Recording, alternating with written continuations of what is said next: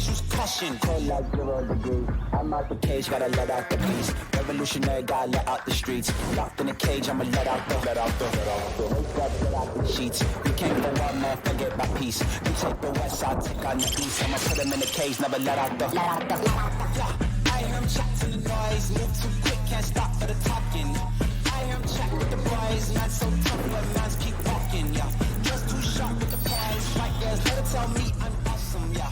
Hot like fire on the pan. If you wanna touch me, please use caution. Stop that. Stop that. Stop that. That's going to be an expensive ticket tomorrow night. Oh, yeah. We won a Game 7, right? No. Yeah. What was the matter with you? Come on, this team's afraid of nobody on the road. You wouldn't have confidence in your team in a Game 7 in Edmonton? This is the best road team in the history of hockey. That's how you decided to start. I'm just asking you. No. I'm just asking you. Establish the zig. In Dan's defense, I think the Panthers want to win on the road in Game 7. They want to do, Mike, I'm serious. They want to prevent McDavid from winning the Cup in front of his home fans. Too early for this shit. Feels better. Let's talk about how good everything feels before we're like, all right, let's go on the road and do this. Dude, I'm not worried about the team. I'm worried about the travel.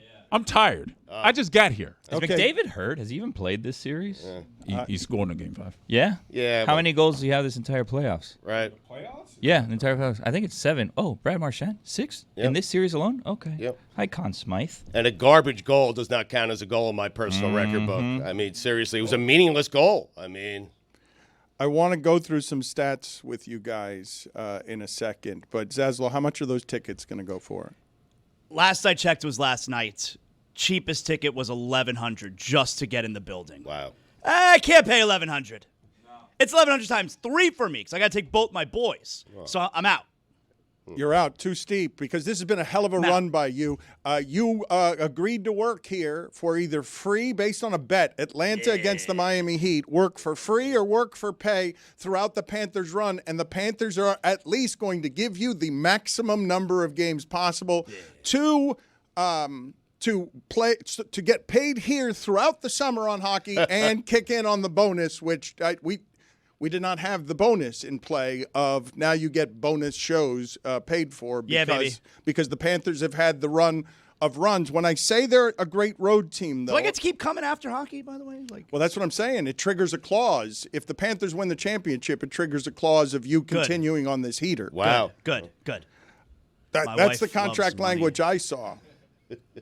As a road team, okay, they're 25-11 since 23 in the playoffs, okay? That stat is crazy. That stat is nuts. 25-11 on the road in the playoffs since 2023 makes them the best road hockey postseason team there's ever been. They've got 61 road goals. They're plus 30 on the road. They're afraid of no one. And after losing that way in Game 4, where Edmonton breathes life for the first time on, we can get it to 2-2, and we came back from 3-0. We're the only team in the league that can do that to the Panthers. The only team in the league that can go from down 3-0 to winning that game in Florida. But Florida doesn't care, and Florida makes you pull your goalie, and Florida scores more goals than most teams ever have in hockey. And let me revisit for a second the spectacular wrong of Mike Ryan specifically going after Brad Marchand, because these numbers are crazy, okay? He's got as many goals in this final as Draisaitl and McDavid. That third goal of that game is as pretty a goal as there has been in the playoffs. We have the call for that in Finnish and Spanish. But I'm not kidding you when I say the goal at 3-0, we can make an argument that it was the prettiest goal of the playoffs. What Marchand did in every way, from cheating at the beginning because he was in the faceoff circle early, to I'm not even understanding how he physically did what he did to be the oldest player to ever do something only Lemieux has done before, which is score more than 5 goals for 2 different teams. Let's play the sound, though, first and finish, and let me again show you how the Spanish language is better. Marchand. Hyppätsee kolmanin ohi, tekee maalin! Ei voi olla! Brad Marchand! Huikea osuma jälleen Marchand! Halvalla Oilers puolustus! That's good. It's a good call. Pretty good, yeah. It's good. Yeah. What he said. I that Mike is incredibly wrong about Brad Marchand, who's the most valuable player in this series and scores like no one ever has at his age. He's done something that hasn't been done since 1922. Do you know the team that did it? The Vancouver Millionaires. Really? Put it on the poll, please, Juju, at Le Original Batard six, Show. huh? Did you know there was such a thing as the Vancouver Millionaires? They've got 5 goals on the road. 5 goals on the road in a final from Marchand is the most since 1922. Play the call in Spanish.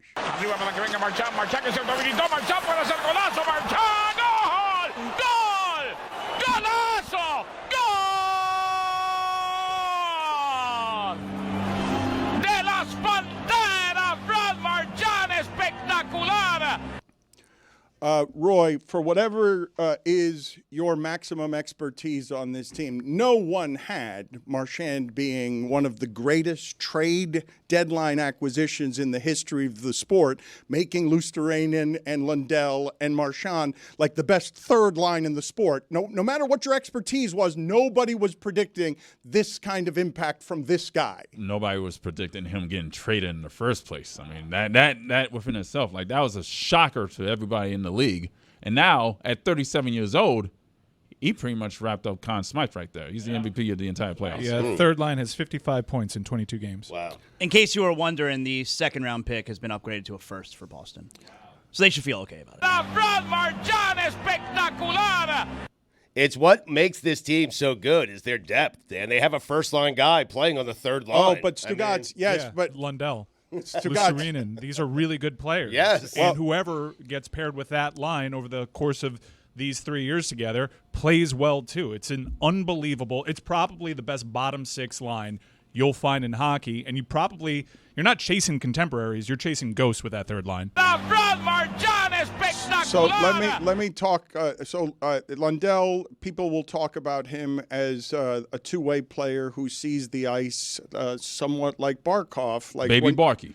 When you talk about the depth of a team that is flogging Connor McDavid and Luostarinen, to have Marchand be a player in 22 playoff games, to have 10 goals and 10 assists, Stugotz, makes him a South Florida all-time legend icon on how runs are done emotionally. Holy, what do you mean we got a guy at the trade deadline who makes us this much better because now we're afraid of no one on the road. We can score more goals than anyone because we'll make you change your goalie before Game 5.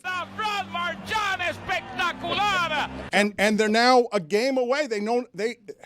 I want to know where to put this team if tomorrow night's expensive ticket becomes an all-time team in this town because of what they did and who they did it to. We'll see. I guess it depends on how many people show up at La Carreta to see their legacy within this town. I do think that you can make an argument for dynasty, even though that's usually reserved for teams that win more than 2. Even though this is a bit of a ridiculous conversation because they haven't done it yet. Edmonton might be one of the greatest teams of all time, and they just keep running into the Florida Panthers. I think for historical context, though, on Brad Marchand, a lot of people making the argument this is the most impactful trade deadline acquisition ever, and you have a solid hand. He's probably on the medal stand. Marian Gaborik scored 14 goals for the LA Kings in a great acquisition from the Columbus Blue Jackets, and your guy Butch Goring in the 1980s ended up winning the Conn Smythe. Yeah. That's your boy? Yeah, Butchie. Yep. Before we go any further, because I want to talk about Number this 91. team. Thank you, Stugotz. You got it. What Marchand did to 29-year-old Jake Wallman on that goal, okay, on the goal and finish in Spanish, lovely in any language. It's one thing to get toasted that way, the equivalent of crossed over in hockey, but it's another thing at the end of that play for you to end up on your back in the net. It was a spectacular goal. Oh, my God. Yeah, it's unbelievable. And he doesn't really pull away from guys. The way that he pulled away and got the look is just incredible strength and balance. But one of the all-time playoff performers, like you're talking about somebody that we're putting in a breath with Lemieux, Stugotz, on being able to put this together during the playoffs. I'm going to have a hard time historically putting my head around how wrong Mike is. I'm not wrong. Look, I was wrong in calling him a rotational winger. That Right. being said, Jesper probably does this. You were wrong in wanting him to be a healthy scratch. Too, No. right? Yeah, Mackey probably does this. Those are all very gifted players. Mike, can I help you turn this around? You were motivating No. Marchand. That's all you No. were doing. You guys are mischaracterizing Mike. Mike likes to be proven wrong. Yes. And he likes saying he's wrong, and more importantly, he likes to be Yes. proven wrong. Right. So another thing I like is being able to get through a thought. Yeah, had So you please- proven him wrong, he would love this, but he's not wrong. When he's wrong, he'll be does happy Dan. to tell you when he's wrong. Go on, Mike. What do you think he's saying there? I will tell Mike? all of you today that before we go any further on this, because I am excited to talk hockey today. Like it really is wonderful to just witness greatness, and forgive me for wanting a Game 7 just because it's even better, and because just this team, good God, it's what I said to you before Game 7 last year in terms of what they're good at. Burying you in the corner at the end, even if you've come back from down 3-0. They're better at this year. Like, why would I or anyone involved with the Florida Panthers be afraid of a Game 7 on the road against anybody? Like, they know they're champions. And it's not like McDavid. I'm not saying you shouldn't respect McDavid, and it's not weird that he only has one goal in 5 games, and Edmonton and Canada are about to fall on his neck because nobody wants Florida to win. Like, why would you want Florida to win? Why? This is supposed to be a coronation. Hockey's not rooting against McDavid. Why would they root against McDavid? You've got all of hockey wanting one result and one thing standing in the way, and it's this swamp thing. Unbelievable. And the fact that the Panthers have done this on short rest. 1 day of travel. So Mike is saying, let's not talk about this now, but I do want to put it in the context because even if they lose Game 6, I want to see what the stakes are in Game 7 are.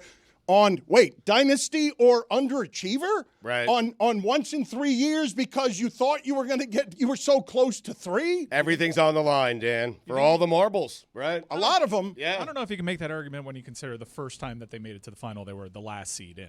But they were still there, though. Yeah, I understand, but they were huge underdogs to Vegas. So that season wasn't a disappointment. Right. They win the cup last year. If they lose to Edmonton and the best player in the game, 2 of the greatest in the game in Draisaitl and McDavid, I don't think anyone looks at them as like, you really underachieved. I don't think it's a Boston Celtics victory. Okay, but regardless. Oh, but up 3 games to 2 if they wind up losing the last 2. It's a total disaster. That would hurt. That's Yes. where it gets disappointing. Yes. In the context of, hey, in Game 5, we had this big lead. I want people to feel the weight of a historically great series between what I believe to be historically great teams. People will blame McDavid. I will not. The Panthers will choke it out of you. Like, I understand why you need your performer. Like, McDavid's got to be better than the Panthers. Everyone, I'm guessing Billy and Stugotz are now in the Greg Cody camp of ready to get on board with McDavid's overrated. I mean, I was there last year. Dan, how can you give a guy a pass if he's the greatest player in the game and he has 1 goal through 5 Stanley Cup games? How can you give him a pass? Now, we'll see what he does in Game 6 and Game 7 if there is a Game 7, but he doesn't get a pass. You have to be better than that. And this is fair criticism, and it's what comes for the all-time greats. I'm just telling you I respect the Panthers enough to say that anyone they choke out, it's because they choke everyone out. Like, I've watched enough of this for 2 years to know that it is a failure on the bottom line for McDavid, and those are eternal, by the way. Like, this will haunt him if he cannot beat this team, and the Panthers will stand all the stronger over the years in terms of what they did historically because they held down LeBron at the beginning, because they did what the Big 3 in Boston did to LeBron, made him change teams. This is stopping LeBron in his prime. He's Yes. 27, 28 years old. This is supposed to be the run in which he dominates the league. I would say if the Panthers win tomorrow and you don't get a big game tomorrow from McDavid, it becomes the Panthers won 4 out of 5 after Edmonton won Game 1 and McDavid had a goal in the series. Like, he'll get absolutely crushed. Just annihilated. I gotta keep reminding people about something, that this is not a one-man team. Yeah. It's still Leon Draisaitl on this team. He's been fantastic, and he might be third place in Conn Smythe right now. Yeah, the way that I hedged last year when the Panthers had a huge lead was, let me take McDavid, Conn Smythe. I'm doing something similar, but I'm hedging with Leon Draisaitl, who I think out of the two deserves it more just because he's better defensively. But last year, the saving grace for McDavid was it was his first Stanley Cup, and he won the Conn Smythe. So how much can you really go at him? He battled back from 3-0. If the narrative plays out the way that Zaz suggested, then the media jumps on his neck, and he starts feeling the things that LeBron started feeling after that Mavericks loss. I feel bad for him, to be honest with you. I mean, after watching him for 2 Stanley Cup finals, he's just not that good. Mm-hmm. You know? Yeah. Regular season guy, compiler, he puts up all the big numbers. He's a good in regular skater. season. Yeah, good yeah, skater. he's a fast guy, Yeah, Apollo good skater. Antonono, all that. Yeah, but once the bright lights turn on, right. I mean, it's just He shuts off. Where does he go? Literally Exactly. won the right. Conn Smythe, Yeah, the most but- outstanding player of the playoffs last year. Yeah. And he's got 30 We points. talked about He didn't that hoist the they cup, were looking yeah. for something to give him, He's so got they gave 30 him that. points. Yeah, 30 plus points. people want. Look, here's the thing. This isn't his fault, right? This is an us problem as a society. We all want to feel like our lives are so important and meaningful, when in reality, it's really not in the scope of history, right? Mm-hmm. We just want to feel like we're watching the greatest thing of all time so that we can go and tell our children, oh, we watched the greatest hockey player of all time, the greatest basketball player of all time, the greatest this, that, the other of all time, so that we feel like our life had some meaning, when in reality, he's just another guy. Just another guy. And just let him be another guy. Why do we put this pressure on him and make him feel like he has to be the best? He has to be a great. He has to win the Stanley Cup or he's nothing. He's just a guy. Well, Billy, what if you are watching the greatest thing of all time? I'm not. Well, I'm not watching the greatest thing of all time. McDavid. Trust me. What David's running into. Yeah, the Panthers. Yeah. Yes, so Stugotz and Billy are entrenched now in the position of being unimpressed by the Panthers and unimpressed by McDavid. He's just a guy. God bless hockey, on its way to you in the future. I have to, though, stop in our tracks for a second. This weekend was dark. So this weekend, I believe, produced one of the largest, if not the largest, protest in the history of our country. If you're talking about 13 million people, if you're talking about 1% of our country, if the estimates are right, to No King Day, that America doesn't want a king. They don't want no king. They don't want a parade for a king. They don't want to feel like North Korea, more poorly done North Korea, because our guys don't march right. So, let's look at the tank here, the sound from this parade that got apparently 10,000 people. This is, a lot of people were making fun of the marching here, the junior ROTC lack of discipline in the march. We should never. We're not doing that. Nope. No, thank you for your service. Of course, nobody disputes that, but you can hear that. That's the tank making the sound because the parade doesn't have a lot of enthusiasm. And that you can hear, that audio is tremendous in terms of, does it sound like a parade when you can hear that's how a tank sounds when it's on asphalt and it's not a street legal vehicle. And no one's cheering, even though there are scattered folks in the grandstand. Some weather issues, though, it looks like. It didn't rain. In these difficult times, I'm very happy to say here is a safe space for ESPN discarded talents that got too close to the political flame. We have somebody that we've flown in to bring positivity to our neighborhood, to Miami, to a divided city and a divided country. So thank you. That is not you, although welcome back. It is nice to see you again. That is outside. What is this big reveal that we have? Let's go outside and find out who we've flown in to bring some sunshine, more sunshine into South Florida. What's happening, everybody? What? Yes. Yes. Whoa. What's going on? Yes. I'm assuming there's amazing cheers in the studio now. Yes. Now there are. Yes, for him. Celebration. What we have right here is the Freedom Tower. I just walked by the Freedom Tower. I asked him, has Dan ever been in the Freedom? Dan's never been in the Freedom Tower. I don't know how he feels about freedom. Mike Ryan has his own wing, Dan. Freedom Tower, right there. Let's go get a coffee. Let's spread some love here, Oh, Dan. we're going to go get coffee right now. Coffee shop, right? Yeah, we're going in. We're going in. Do you know this coffee shop, Corner Coffee This is Shop? Tony Reali. We're seeing if we have Thank you. audience. Yes, thank you, Dan. That's my name. Yes, I just assume that there's a lot of cheering as I'm doing this. Hello, how are you? My name is Tony Reali. Yes, Boy, hello, how he are is you? so good at this. What's your name? James, where you from? God. It's a good Arizona. handshake. You're liking the cool temperature right here, right? You a sports fan, James? Yeah. You ever seen Kick Buttowski Season 2, Episode 47? I was the voice of the dark one. That's where I'm known for.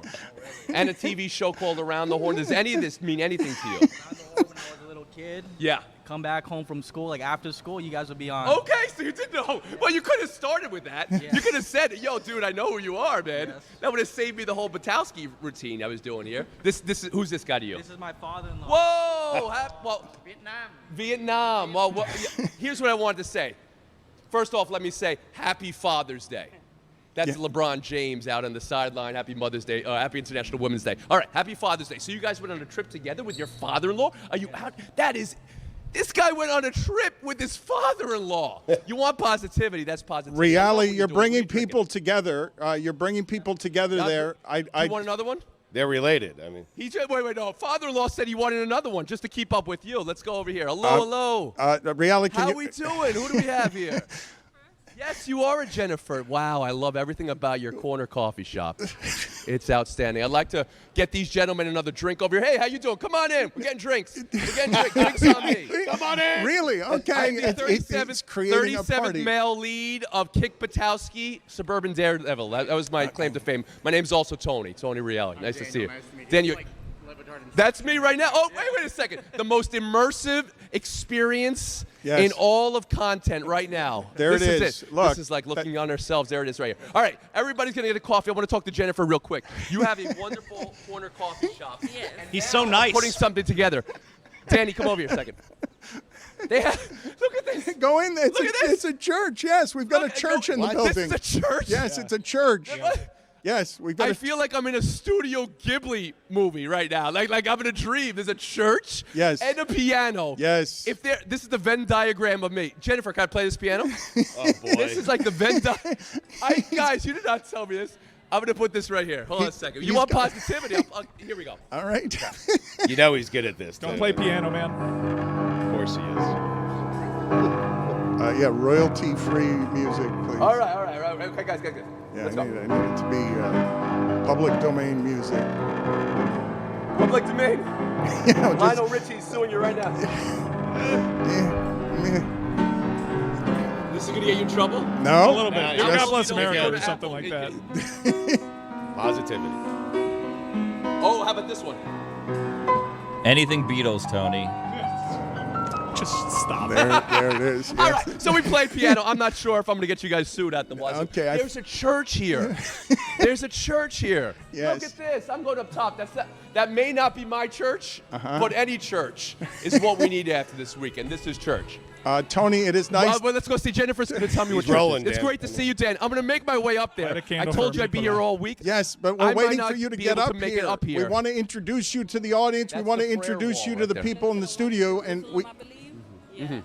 So you can put prayers. She's talking about prayers to the wall, Dan, and you're trying to get people introduced to the studio. Come on now. Have some respect. Yep. Have Okay. some respect for For what God. we're doing. I'm sorry, I was blasphemous. I'm trying to make my way up there to you guys, but I do want to get. Everybody's getting coffees here, right? Are we doing that? All right. What I loved about the coffee shop's sign, Dan, let me just say this.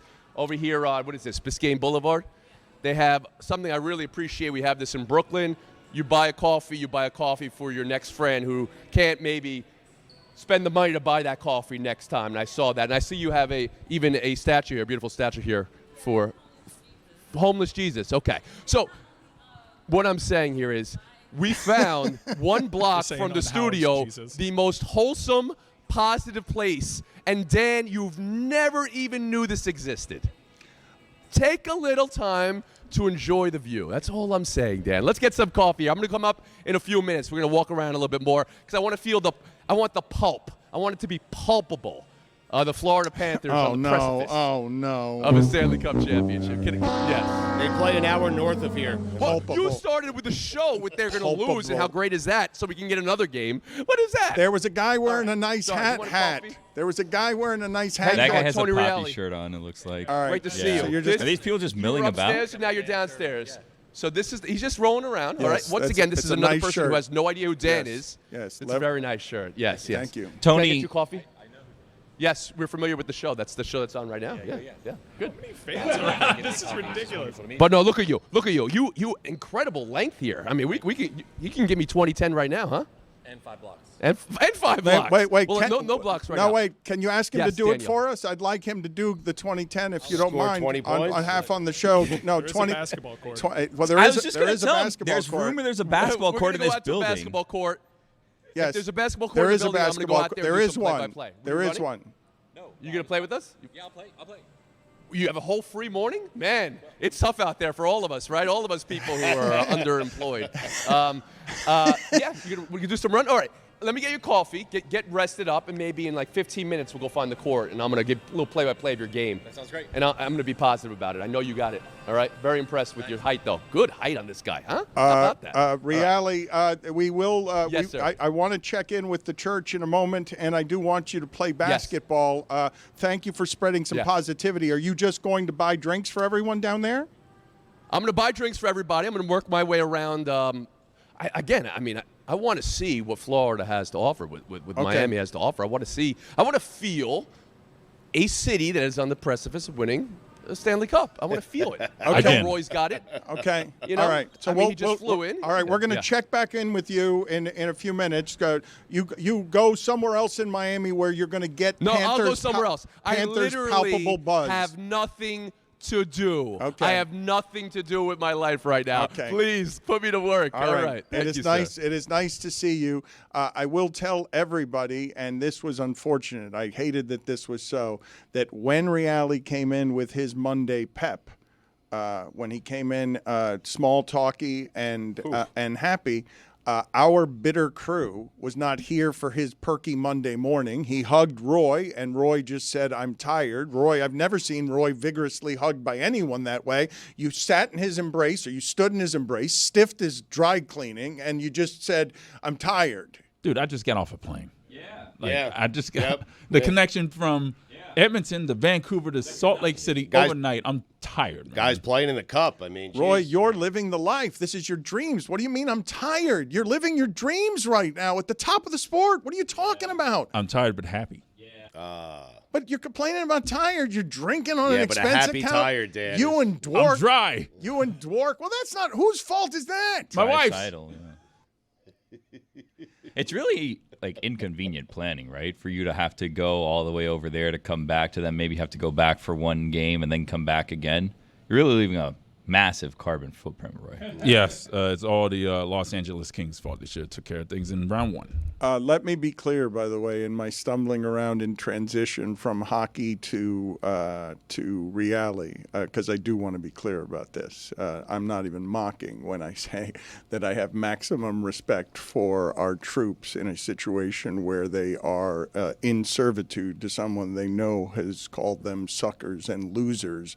When there's reports around the president that now include, whatever's going on with a catheter and a diaper and whatever's going on now that makes dictatorship okay or more okay than it seems like is okay. It's a bad spot for our soldiers. So I didn't want to and don't mean to say anything as an aspersion to our soldiers, because I don't even know what you can do in that situation where you have to be subservient to somebody who's gone full dictator.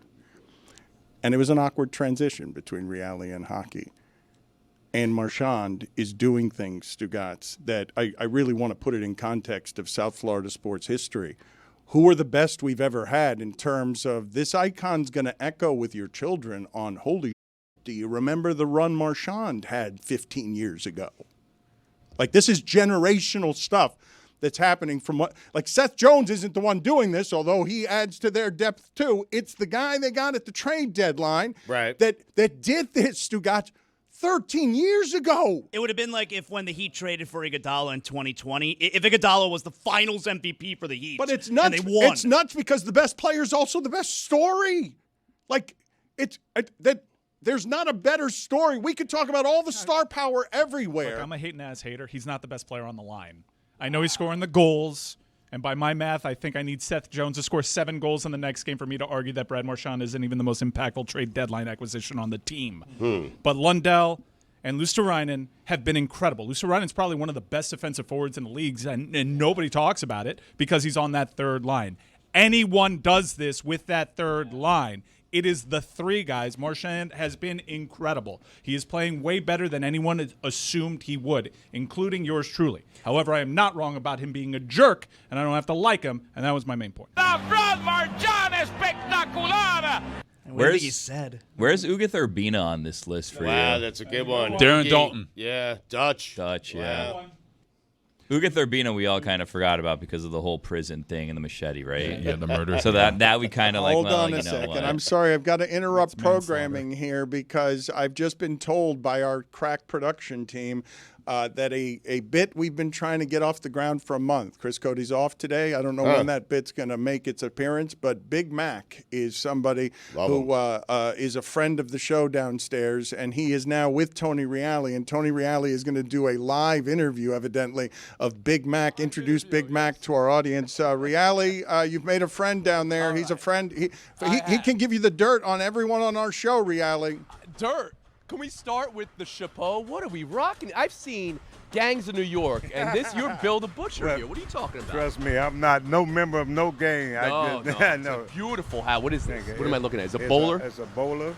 A derby? A derby? European bowler. But here in America, we call them derbies. Yeah, nice. And I get my derbies from Nets Hat. And this is an everyday for you? Every day, yeah. Been wearing them since I was a kid. Because you recognize it's 100% humidity and about 1,000,000 degrees out here, right? Without a doubt. But you are just walking on clouds. Look at him. Look at this posture of this man. The thoracic mobility of Big Mac. Now, we call him Big Mac because your name is Ronald. Ronald, that's right. Because of Ronald McDonald. And did you throw down some Big Macs in your time? Yeah, I love Big Mac. I remember I used to work up in East St. Louis. Those are good. As a cook. Big Macs are good. Back in the day, I don't want to tell you how Dan long is salivating over just the idea of a Big Mac. When Ron would sit down, how many putting down? 3, 4? About 4. 4! Man, Ronald. Well, everybody who's come by the street knows you. Really? You were the mayor of this street. Well, it was the same way when I was over there at the Flatiron. It was the same thing over in the Burkle Plaza. Yeah. But right now I'm at Elser, and I'm loving every minute of it. Get his Panther information. I don't need his history. Get his. Ball talk. Yes. He's been a hockey fan since 1970. Okay. Disrespecting another man. So in a talk badge, to me Dan. about the Panthers. Would you rather they win right now at home? This is a doubt. debate they're having upstairs. Without a doubt. They're a little student, Without or a doubt. take a loss to get to a Game 7 because it might be more exciting. No, we had that experience last year. Of course. And we don't want it again. Plus, I mean, you've won enough on the road. Yes, Win some home games. Yes, we did. Who's your favorite Panther? I like Matthew Tkachuk. And I like Brad. What's the name? Brashard? Yeah, that's Brad it. Marchand. Yes, Brad Marchand. Ask him about Chris I'll Greer. remember him forever. Yeah. Ask about Chris Greer, Tony. He hates AJ him. Greer. Yeah. Ask about Andrew Marchand. Yeah, ask Don't him at a mention ball. Yeah. Chris Greer. Oh, my God. Thank we need you. to get rid of this guy as soon as possible. Oh boy, okay. As Now this is soon about as the possible. positivity today, so we're trying to work the Okay, positivity. No, this is why I no, that's acknowledge okay. your Billy, thoracic get back mobility. in here. I You love what you're produced doing it. here. Your pelvic tilt. No, hold your on. pelvic Hold, tilt Tony. underneath your body. Tony, I Stand need. tall. Hold on, Yeah. hold on. I need this segment produced by Billy Gill. Billy, get Big Mac riled up here. All right, Billy's got a question for you. No, Yeah, we he don't want wants to get rile you up riled Big Mac. It's just, now is good times with the Panthers, but we know that there's bigger pressing issues with the Dolphins and Chris Greer, and he's got to go. There's pressing issues with the Dolphins, and Chris Greer's got to go. You give me 30 seconds right here. This is your FaceTime. I'm not sure if you ever saw a show called Around the Horn, but you just won today's show. Now you've got 30 seconds to talk about whatever you want. Okay. But we're hoping for a little Chris Greer action. Okay, I want to talk about Chris Greer simply because he's been here too long, and he makes the same mistakes. He get a good couple of guys, and then he doesn't know what he's doing. And I'm just sick of looking at him because everything is funny to him. Everything is funny to Chris Greer. We're getting run over by a car. You notice when Let's just get over here. He's Ron. supposed to be checking the you cars. notice when he when he does his interview. Reali, don't get anyone hurt. Yes. That's All right. not good. So I think we're at a case where we got to actually have you go back to work. But I love what you're doing out here. The mayor so much, and I appreciate and the hat, the bowler hat. Thank you so much. And you're really God bless breath you. of fresh air. God you bless need you. anything? Help me. Let me know. You want to run some full court with my man over here? Ooh, We're back Tony. upstairs. Tony, ask him if he wants Kevin Durant. Do you want Kevin Durant? I'd rather have Kelly Ware. I'd rather have him because he's younger. But if That's they a hot need to take. dig, I mean, who needs a 15-time All-Star, right? Okay, yeah. Good to be you, Ronald. You can just sneeze off 15-time All-Stars in your life. You are. I'm happy about this. Watch yourself. Watch yourself. What's up, Mini Cooper? All right. Mini Cooper. Check that car. Reali, be careful. Reali, be careful out there. Yeah. Please, there are Yeah, liability we're not going to issues. get anybody hit today. Okay. Yeah. We're not going to get anybody hit. All right. You keep gathering Panthers fever. We'll check in with you We're gonna in a little bit. Okay. Thank you. You keep finding Panthers fever all over the city. You looked all over the city and you found the guy in the carport who just greets us every morning, Big Mac, who we've been trying to build a segment around for about a month. And Billy, I'm going to email it to you because you tried to get the good Chris Greer stuff out of him. That guy, every day we come into work, he lights every member of this show up with his Chris Greer opinions. And they're poisonous, and he wants him gone. Tired of looking at him. Always smiling, he says in the press conferences. Big joke of this Chris Greer, according to Big Mac. Mike wants Kevin Durant. Does Zaz want Kevin Durant? Because Kevin Durant and Bam, if you can get him for picks, which I think is what Phoenix wants. It's And what maybe they wanted Russell Westbrook, too. a couple of months ago. Wow. Wow. That would be exciting. He established the zig. Does Kevin Durant want me? I didn't see the Westbrook coming. I really didn't. Oh, yeah. I mean, he opted out. He's there. Yeah. He's there for the taking. Imagine a reunion. Oh, down here in Miami. Zaz, how do you feel about that? I mean, why don't you get Ibaka also? Why not? Anybody else? Bring Scotty Brooks on staff. Anybody else? Perk can play in a suit. Get Perk. Perk Big can be your center. It's getting to the point that I feel like I'm being set up again to have my heart broken by Kevin Durant. I don't even know if he wants me. Does he want me? You're not going to answer my question until he tells you? Yeah, does he want me? He's going to break Zaz, your does he want heart me? with San Antonio. This episode is presented by DraftKings. DraftKings, the crown is yours.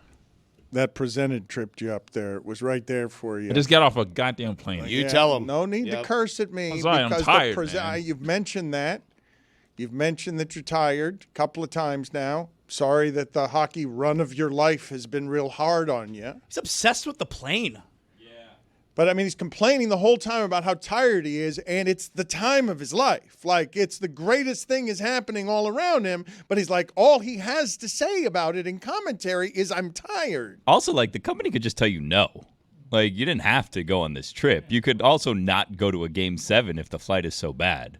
Oh, yeah? Watch me. This is the thing. Yes. See, this is the thing. He would not miss this for his life, and this is he just likes to complain. He wants to complain. He's at the height of joy. This is what it looks like. This is Joy Roy. It's different than reality. He said it's a happy tired. That's what he is. We all understand Well, that. but We can no, relate. but the point is he's happy, tired, and also, if I get my beloved Game 7, if the company didn't send him to Edmonton, he'd throw a temper tantrum and protest in the streets.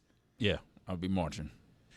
Chris No Kings. Chris Cody took today off to recover from Roy's flight. Huh. Chris Cody is a phony baloney. What do you, Billy, what are you shrugging Just your takes shoulders random days about? off. I mean, We're just trying to figure out, Yeah. why Roy is in this position of being tired driving the show. Because talking about Chris. it's not even on the calendar like a taken day off. It's just not in today. Yeah, just didn't show up for work? Well, it wasn't scheduled. It's just, I don't know. Okay. Maintenance day for Chris. Got to keep him fresh. It is because this run, Stugotz, the last few years, last 5 years, I think this show has been battered by what the playoffs in basketball and hockey have been. And this amazing team locally that overcomes all the things is on the precipice, one game away, from turning Brad Marchand into what, locally and nationally, ever as a trade deadline acquisition icon for all time, Stugotz, because there's just, I don't have the historical context in our city to have ever seen. Like, I know the Marlins traded for Jeff Conine and Darren Dalton, but it's never been this. Yeah, they got Uga Urbina. They got Y'all remember Uga Urbina differently than I am. Yeah. He was giving me a heart attack every time he was on the mound in the every playoffs. time. But he was a step up from Braden Looper. Braden Looper was the Doesn't worst. mean he was good. Except that game. That game that Braden Looper had, the Alex Gonzalez home run game, where Braden Looper was going up against, I think it was Jeff Weaver, and no one in the stands felt comfortable about their team's position at all. It was Jeff Weaver versus Braden Looper. The momentum of the World Series in balance. Okay, so Billy is not wrong. Sometimes the series comes down to that. Yankee Stadium in the backdrop. Well, no, it was here, and it was historically supposed to be that fraud Roger Clemens' last game. Oh, God. His first last game, which started out with such promise. Yes. Then there was the Miguel Cabrera opposite field home run. I was like, wow, this is going to be an all-time classic. And then it's going to be decided by Braden Looper versus Jeff Weaver, and it was ended by some random defensive shortstop who got lucky and hit it just in that spot between the foul pole and where the wall before it started going up, and was like twice the size as that one little spot in the corner. Baseball. Stugotz, that right there is as much, that moment that Billy speaks of is as much, I believe, as he's ever cared about sports, at least in part because it represents such delicious anarchy that Braden Looper would shut down the mighty Yankees of Roger Clemens because he got out of a bases-loaded jam that none of us thought he would get out of. I've got a really good one. This guy shot lights out in the bubble for Miami. I think it's a pretty good comp for Brad Marchand. Now, Brad Marchand has a much bigger name, but in terms of role for the team, very similar. Jay Crowder. Yes, Jay Crowder was incredible in the bubble. It became the Jay Crowder trade. Yeah, he was a huge part, a starting player on a team that made it to the finals. Yeah. But people will laugh at you when you say Jay Crowder because it's Jay Crowder. I'm saying because of the nature of the goal scoring, you're underselling emotionally what's presently happening in this sport. Whether you want to dilute it or not, with he plays on a great line. Oh, I understand the goal scoring. That's why everyone thinks that he's the best player on that line because he's the one scoring the goals when he's partnered with two incredible players that are on almost any other team. I know, but would be like first or second liners. To Dan's point, he's been the best player on this team, on a team that won a Stanley Cup a year ago. I won't say that. He scored all the biggest goals. But that's he not, has. No, he's got. This is what's funny. The leading goal scorer in the playoffs is Sam Bennett. Give him some credit. Can we find the spot, please? Between too much credit and not enough on, I believe we're witnessing something that's going to echo for generations, okay? So we can get to the arguments about how much credit or not credit or best player or not best player. Right now, the story of this series is that McDavid doesn't have enough for a 37-year-old Brad Marchand. Yes, of course, Brad Marchand has an army of soldiers behind him. Yes, this team is overwhelming. They're the defending champions for a reason. McDavid doesn't look that way because McDavid stinks. McDavid looks that way because that's what the Panthers do to people, flogging them to death with depth. I don't believe Edmonton's getting enough credit for the two games they've won in this series, for the way that I'm not kidding you, coming back, this Edmonton team has been worthy of dethroning a champion. And now you need McDavid to do what you need superstars to do when you expect them to beat the best. But the problem is team sport, man. Team sport makes it so that Marchand can hold up the trophy and the Conn Smythe and everything that matters and be the 9th best player on the team while scoring a bunch of goals. You're not letting this guy get the Conn Smythe, okay? Presently, Sam Bennett is minus 230 to lift this thing over his head. Right. And honestly, it bothers me. Sam's been great. Sam Bennett has been so phenomenal. good. He's been phenomenal. You can if he Huge gets that, goal game he's 5. named the best, most outstanding player in the entire playoffs, and it would be deserved. I don't understand what's happening with Sergei Bobrovsky in this conversation. Not counting my chickens, but he's had his most stellar postseason run. He has been good damn near every game. This is the best he's playing as a Florida Panther. Usually when the goalie plays this well, they are not plus 1,000 to win the Conn Smythe. You know what it is, I think, with him? And you're right. He has been great, Bobrovsky. But here's the thing. When you look statistically, Game 1, he gave up 5 goals. Game 4, he gave up 5 goals. And it's like, you look at his overall stats and you look at the save percentage, and it's not as high as what you would think a goalie who's going to win the Conn Smythe, what those percentages and as low as the goals against would be. We know from watching he's been amazing, but statistically, there would be an argument against it. Zaz, you are right. He gave up 5 goals in that Game 4, that heartbreaking loss at home. But that's the best game I've seen a goalie play, giving up 5 goals in my entire life. He's been awesome. Every game he's been awesome. Edmonton should have scored 10 that night. It's really rare for a goalie to have this long odds playing this well consistently throughout the playoffs, because remember, it's a playoff-long award. Right. I don't know how we're here. Well, Bob was not good at the start of the Toronto series. You got to take that into account, right? But then he was lights out, and he was fantastic against Carolina. It's just rare. But Sam Bennett, the reason why Bob's got such long odds is because Sam Bennett's been the best player throughout the entire playoffs, and if he wins it, it would be deserved. I will say I love what Marchand is doing. The reaction in the Zaslow Mansion family room with me and my boys does not get any louder or any greater than when Brad Marchand scores. We love him. That's my dog right there. Yeah. That's my dog. Brad Marchand. But I don't want him to win Conn Smythe. What? I don't. I don't. Can I dog then? I mean, Because I want Sam Bennett to win, or Bobrovsky. I want one of our guys who have been here for years to win it. The Panthers have never had a Conn Smythe winner. Obviously, never ever. Even though they've won a Stanley Cup, they've never had a Conn Smythe winner. I want it to be one of our guys who have been here. Dan, you were mentioning how historic this would be and how generations would be telling their children and grandchildren about this playoff run. Like Braden Looper. Like you will tell people Well, I about haven't told my Braden children Looper. yet. I'm waiting for the right moment to sit down. Of course. Maybe after we have the talk, then we'll have the Braden Looper talk. But we'll get there at some point in time. Now, Zaslow mentioned the Zaslow family room, and he also has mentioned how pricey the tickets are. Oh. He had a situation where I think he won a bet and he got to go to a concert he wanted to go to. This could be a game for all time that him and his children could watch.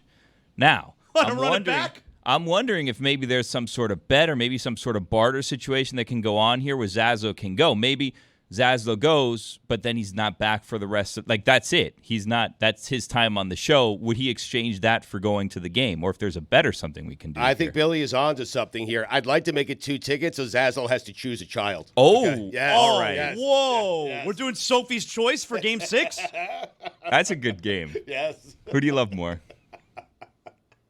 That's terrible. What do you mean? Why are you looking at me like that, like you actually want me to say who I love more? No, I just want a bet that proves it. Yeah. Or how about this? If it goes to a Game 7, you fly Zaslow and his children to see Game 7. Just one.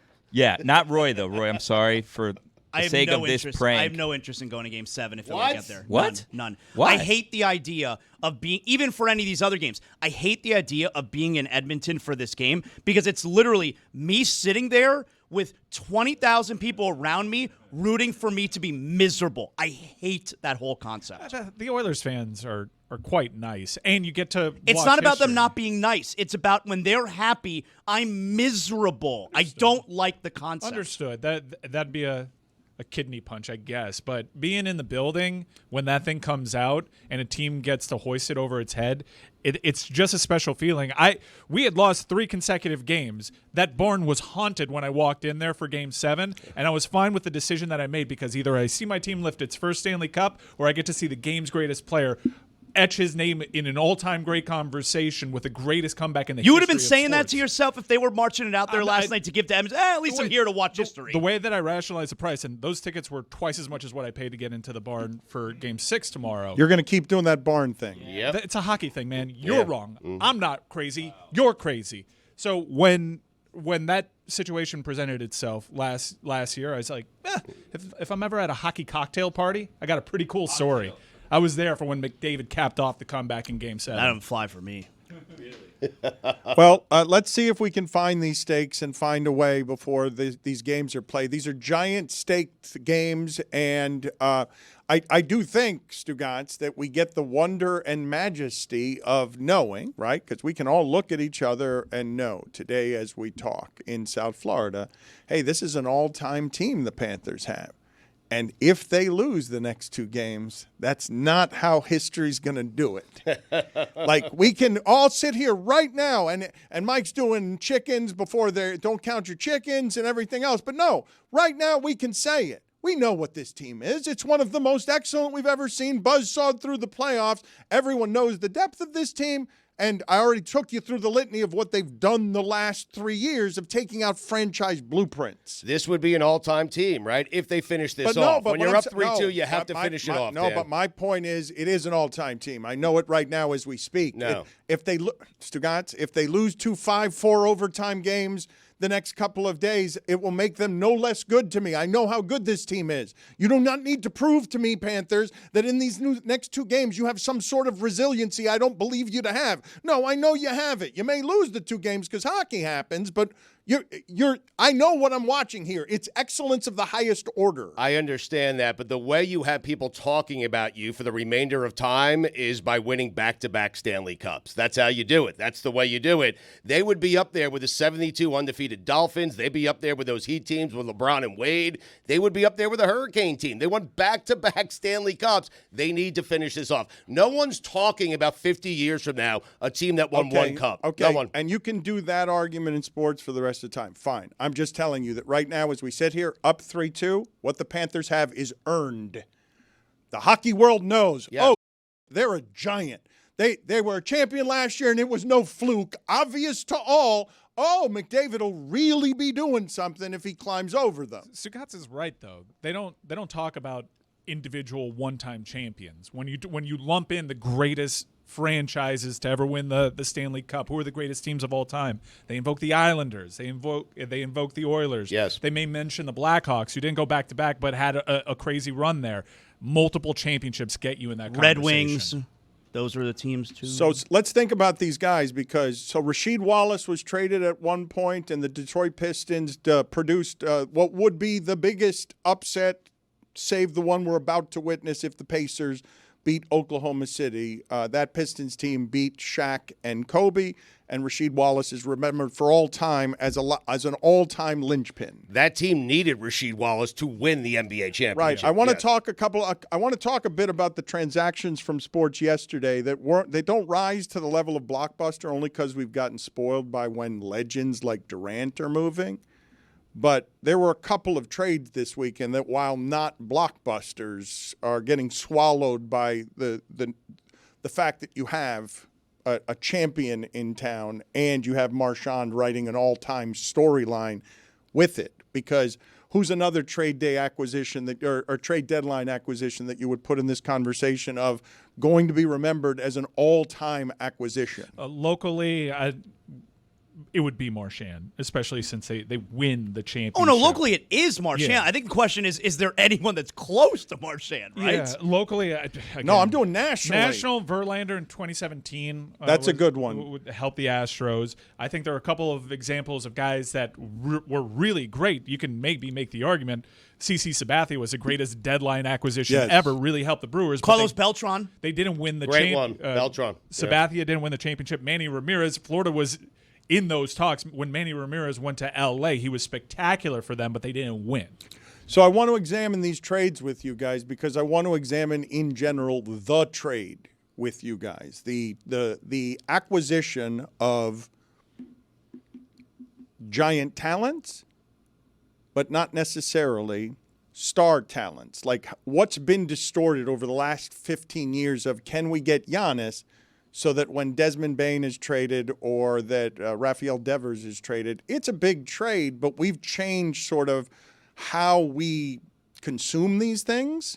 The baseball trade for, I'm going to say 40 years, was one of the most fun things that there was about baseball. It was what made it different from other sports in the offseason, hot stove league. Baseball kept itself in the news a million years ago the way football now keeps itself in the news because players could be traded pre-internet age. What happened yesterday to the Boston Red Sox, I know we don't talk a ton about baseball here, but for the Red Sox over the last 20 years to get to great and finally topple the Yankees and have something like Mookie Betts and then have the business of it,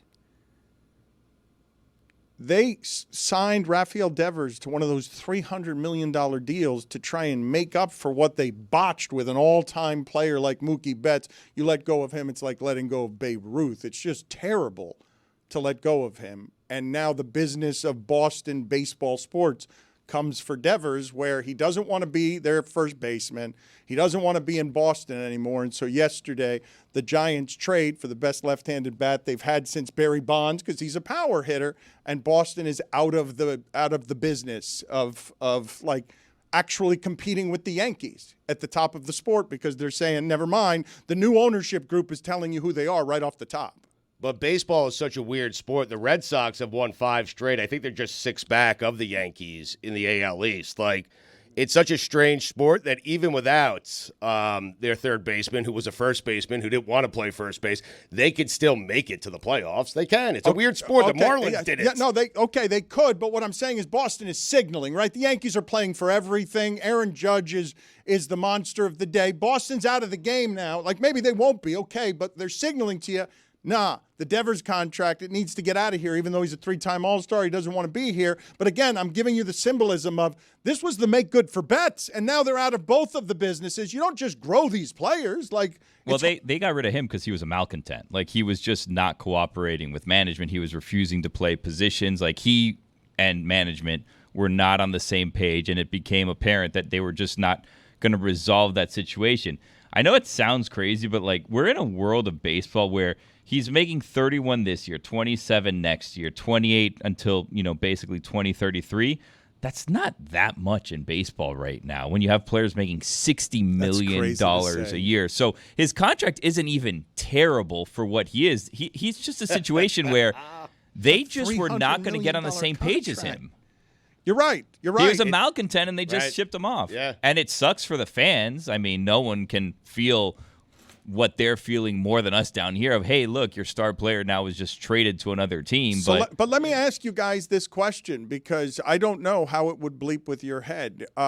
Everything started with Rafael Devers because management paid Bregman, right? Like that, they paid him, and no one informed him, and so he went from star of the team to no one's telling him anything to, can you play first base? No, I don't want to play first base.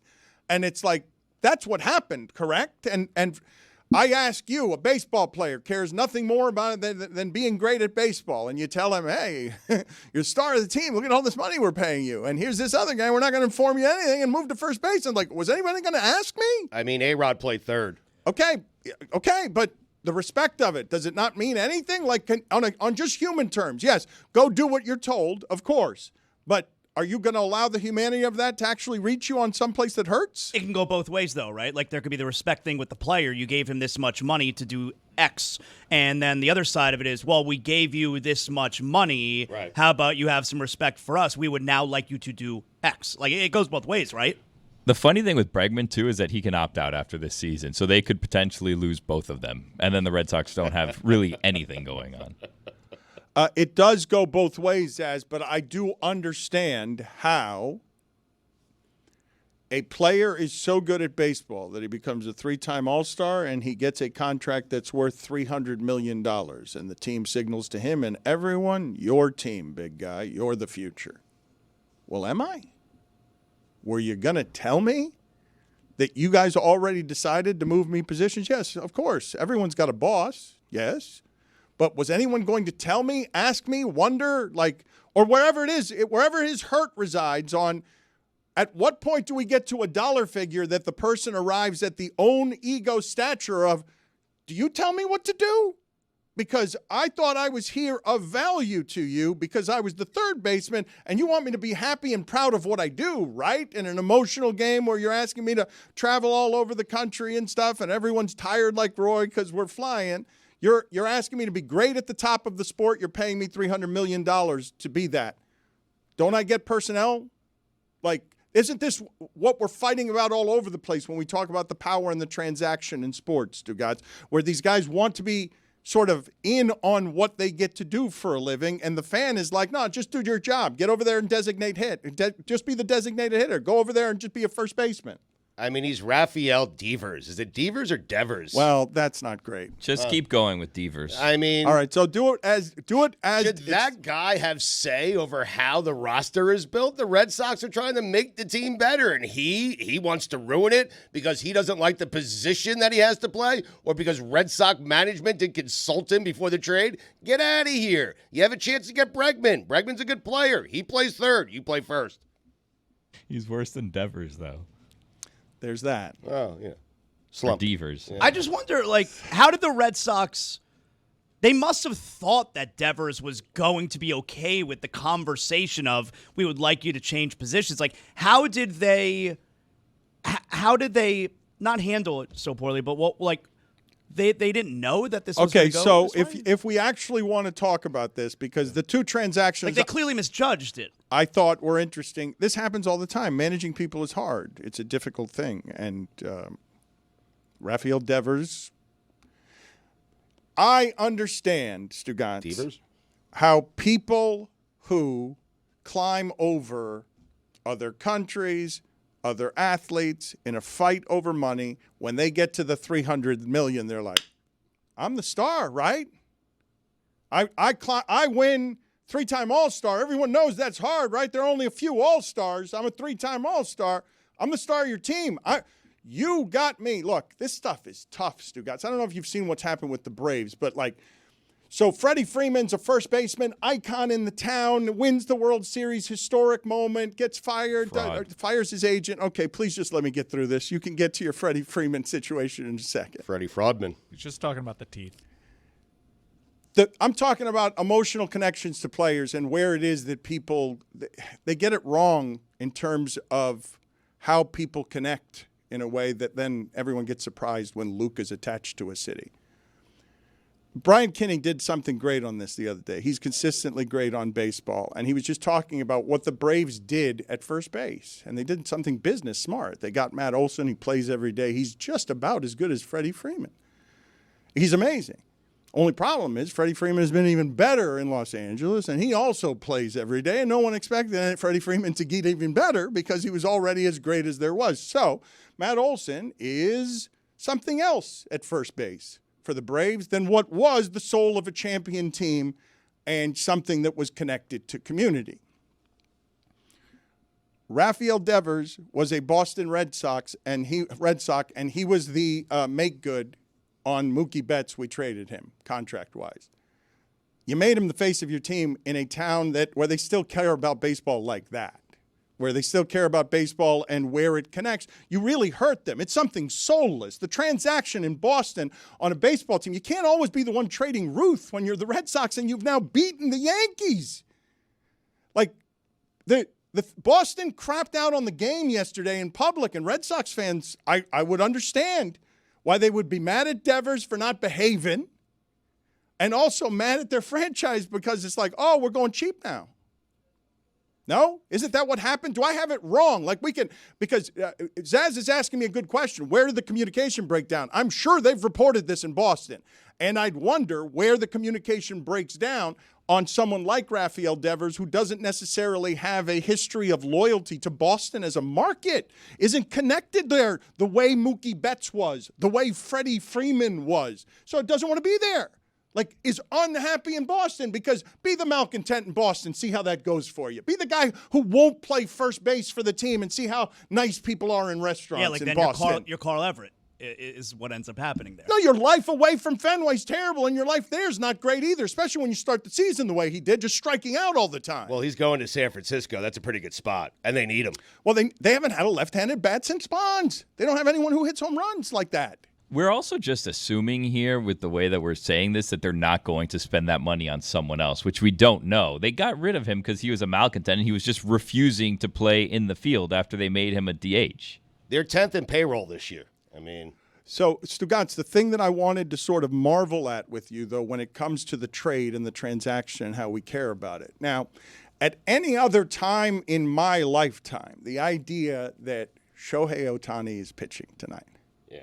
About time. Yeah, but okay. Snuck up on us, okay. huh? Yes, it's about time. Yep.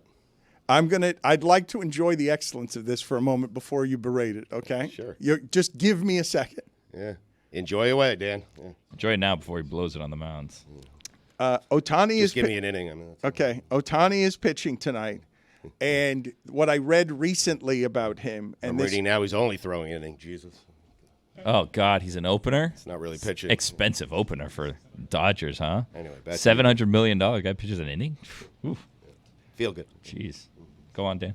the feel good. Thank you, 7 1/3. Billy. I appreciate the permission. A little quality start, you know what I mean? Yeah. What would Nolan Ryan say? Little QS. Mm-hmm. Anyway.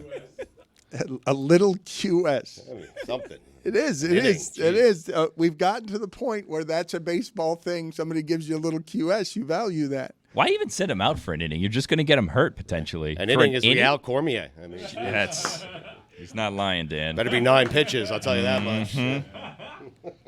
So Ohtani is pitching tonight, and I did read the other day. It made me laugh out loud that Ohtani broke a big drought with 2 home runs. His drought had been 10 games. He hadn't gone 10 games without hitting a home run.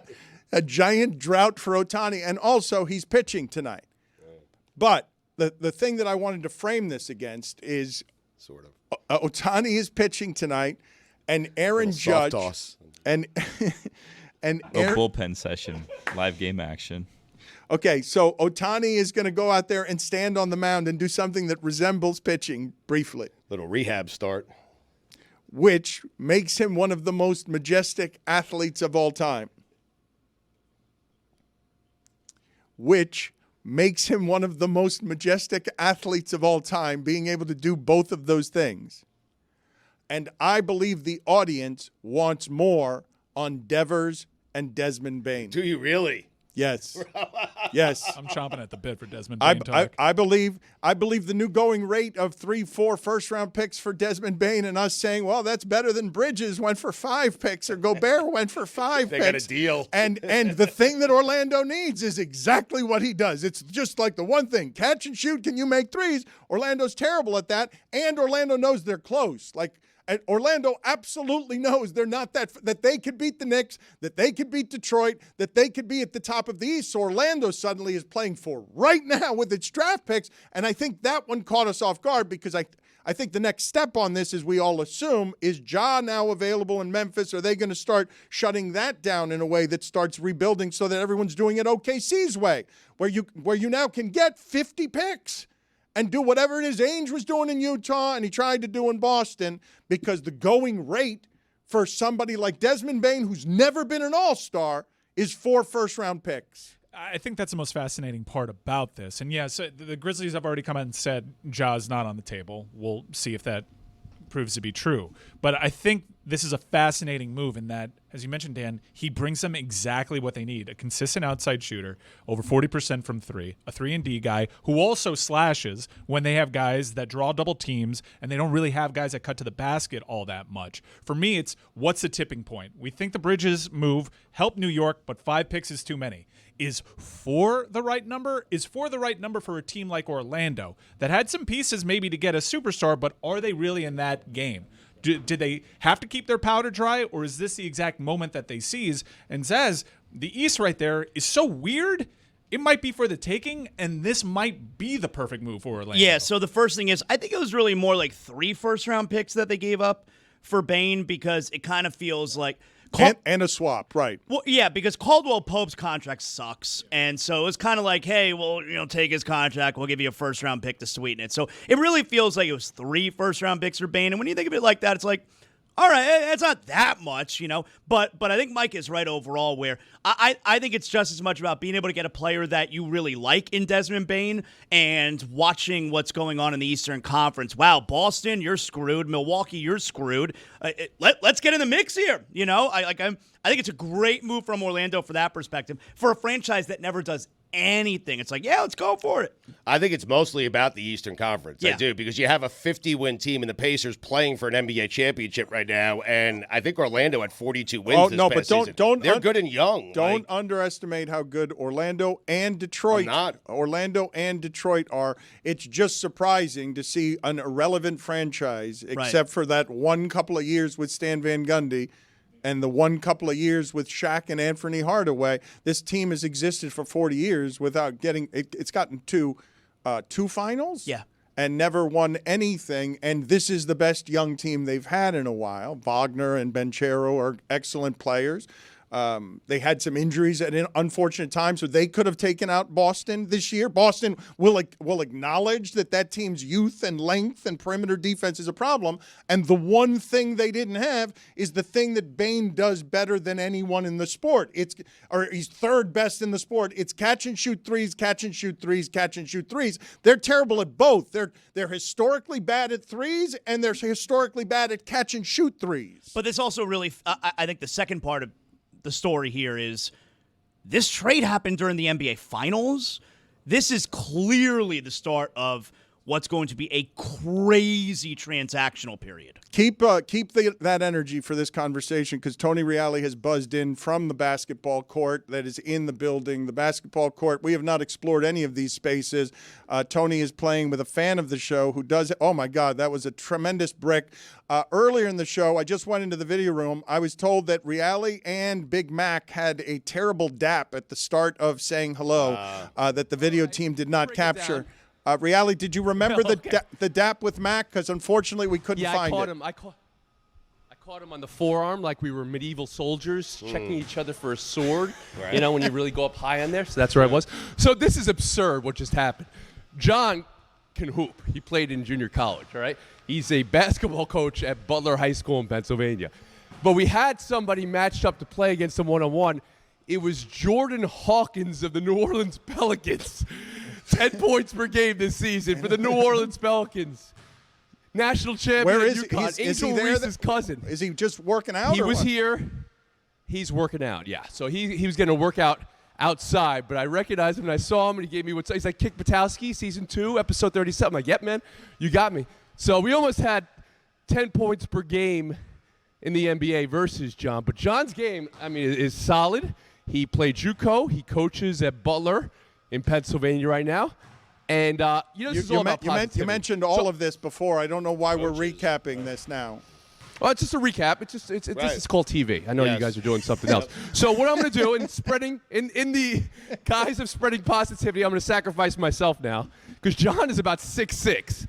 So I'm going to allow myself to be Frederick Weist at this moment, I think. So let's just see. You're going to play against him, cool? but you're going to do this while carrying a microphone. Now, I have to tell the people, as I've told them before, you used to be unreasonably competitive, scream at referees, etc. Yes, you know this about me. You know this about me. So, John, once again, here's John from Pittsburgh, the Poppy shirt. All right, one night and one night only in Miami, and now he's rocking it with the Poppy shirt. His wife is packing for their trip, and this is what he's That's doing. good. This is a good moment for him. Maybe we're not spreading positivity. All right, so this rib right here, I may not be 10, but we're going to be going with it. Let's see what your game is for a second and see if I can get a ball, too.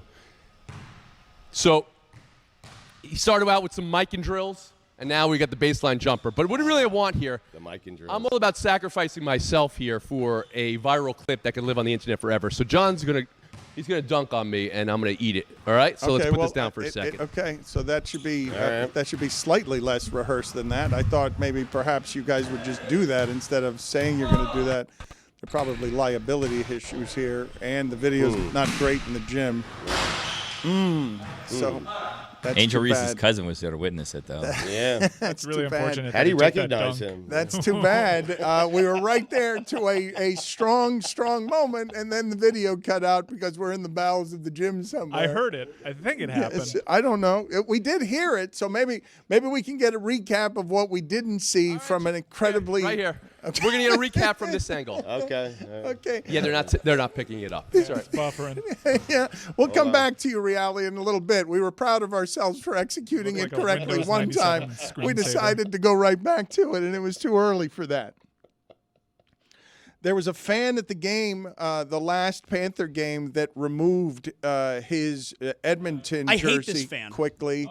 And then to reveal a Panther jersey underneath. Was that a plant? This person has gone viral, and this would make Panther fans mad, I would assume. Hate him. That guy came to that guy came to the arena with both jerseys, and that he could do that to Edmonton fans when they're down 4-1 and their team needs them, and this guy's a phony.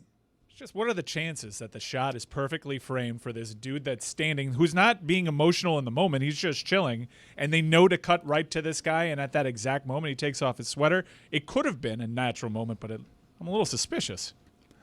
Mike, you mentioned something about keeping the powder dry. There, I don't know what that expression is. Like, I don't know where it comes from, and I don't know what it even means to keep. I guess I sort of know that to keep your powder. Go ahead, Stugotz. I'm sorry. Cocaine. I don't think it's cocaine. It's not. I don't know what it means to keep your powder dry. Back in the day, it was harder to load up weapons. It wasn't these automatic weapons of today. You had to realize, do I use this shot and then take the allotted time? I might be running So low that's on a powder. reference from using a musket and like a bayonet and keeping powder dry before you shoot? Yeah. You save it for a more judicious time. Okay. Yeah, more difficult time. Like, all right, we can take this this little guy out, but what's coming our way? I didn't know that was gunpowder that we were talking about. Did you guys know that was gunpowder? I haven't looked it up, but I'm fairly certain this is what it is. It's muskets. Yes, I thought it was nailed cocaine. I mean, my friends told me that. It sounds good. How are we doing with Reali? Because Reali, I'm being alerted that Reali wants to get back in here, and I don't want to get back in here if we're not going to get dunked upon. So, all right. So we will come back in moments here and get all of Mike Ryan's Desmond Bain thoughts that I know you're eager for. This episode is presented by Smirnoff. We do game days. Please drink responsibly. The Smirnoff Company, New York, New York. I should tell people, because I do know, Stugotz, that we've gotten to such rarefied air with the trades that Kevin Durant still in play with suitors is something that will garner a lot of attention beyond where we talk about Devers and Bain.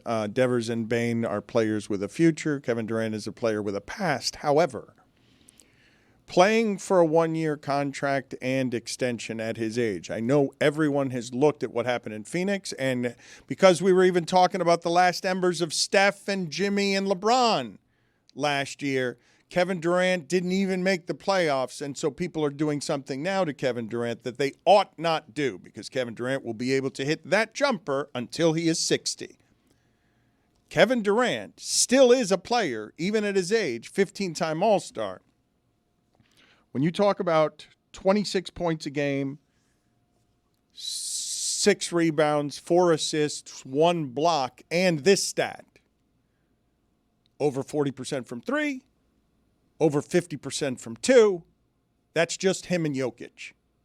Only 2 players in the league can do that, where it's like, I will give you efficient scoring still. You can say what you want about his age. You can say what you want about his defense. Don't tell me that somebody can't use that for a year. Well, someone can use it for a year or 2 years, for that matter. He's a great scorer. No one has ever said otherwise. You have to factor in the age. He's 37 years old. What makes it strange is why a team, if he wants to win NBA championships, why the Heat would remain on the list. I understand the Rockets, the Spurs, that's the team I would choose. If you could take Wembanyama and go win him a title, that's going to change a lot of people's opinions about you moving forward. So I'm just confused as to why the Heat are so high on his list. Durant would be telling you, I'm guessing, that's previous flirtations with them. I've told you the story before of Eric Spoelstra Pat Riley explaining to Kevin Durant before he chose to go to Golden State. If you come here, we think Oklahoma City's been using you inefficiently. We think that you can, with some support, be better than you are right now. If we stretch the floor and get positionless basketball and have guys shooting threes, and Kevin Durant was like, great idea. I'll do that in Golden State. And that's where they lost him the first time.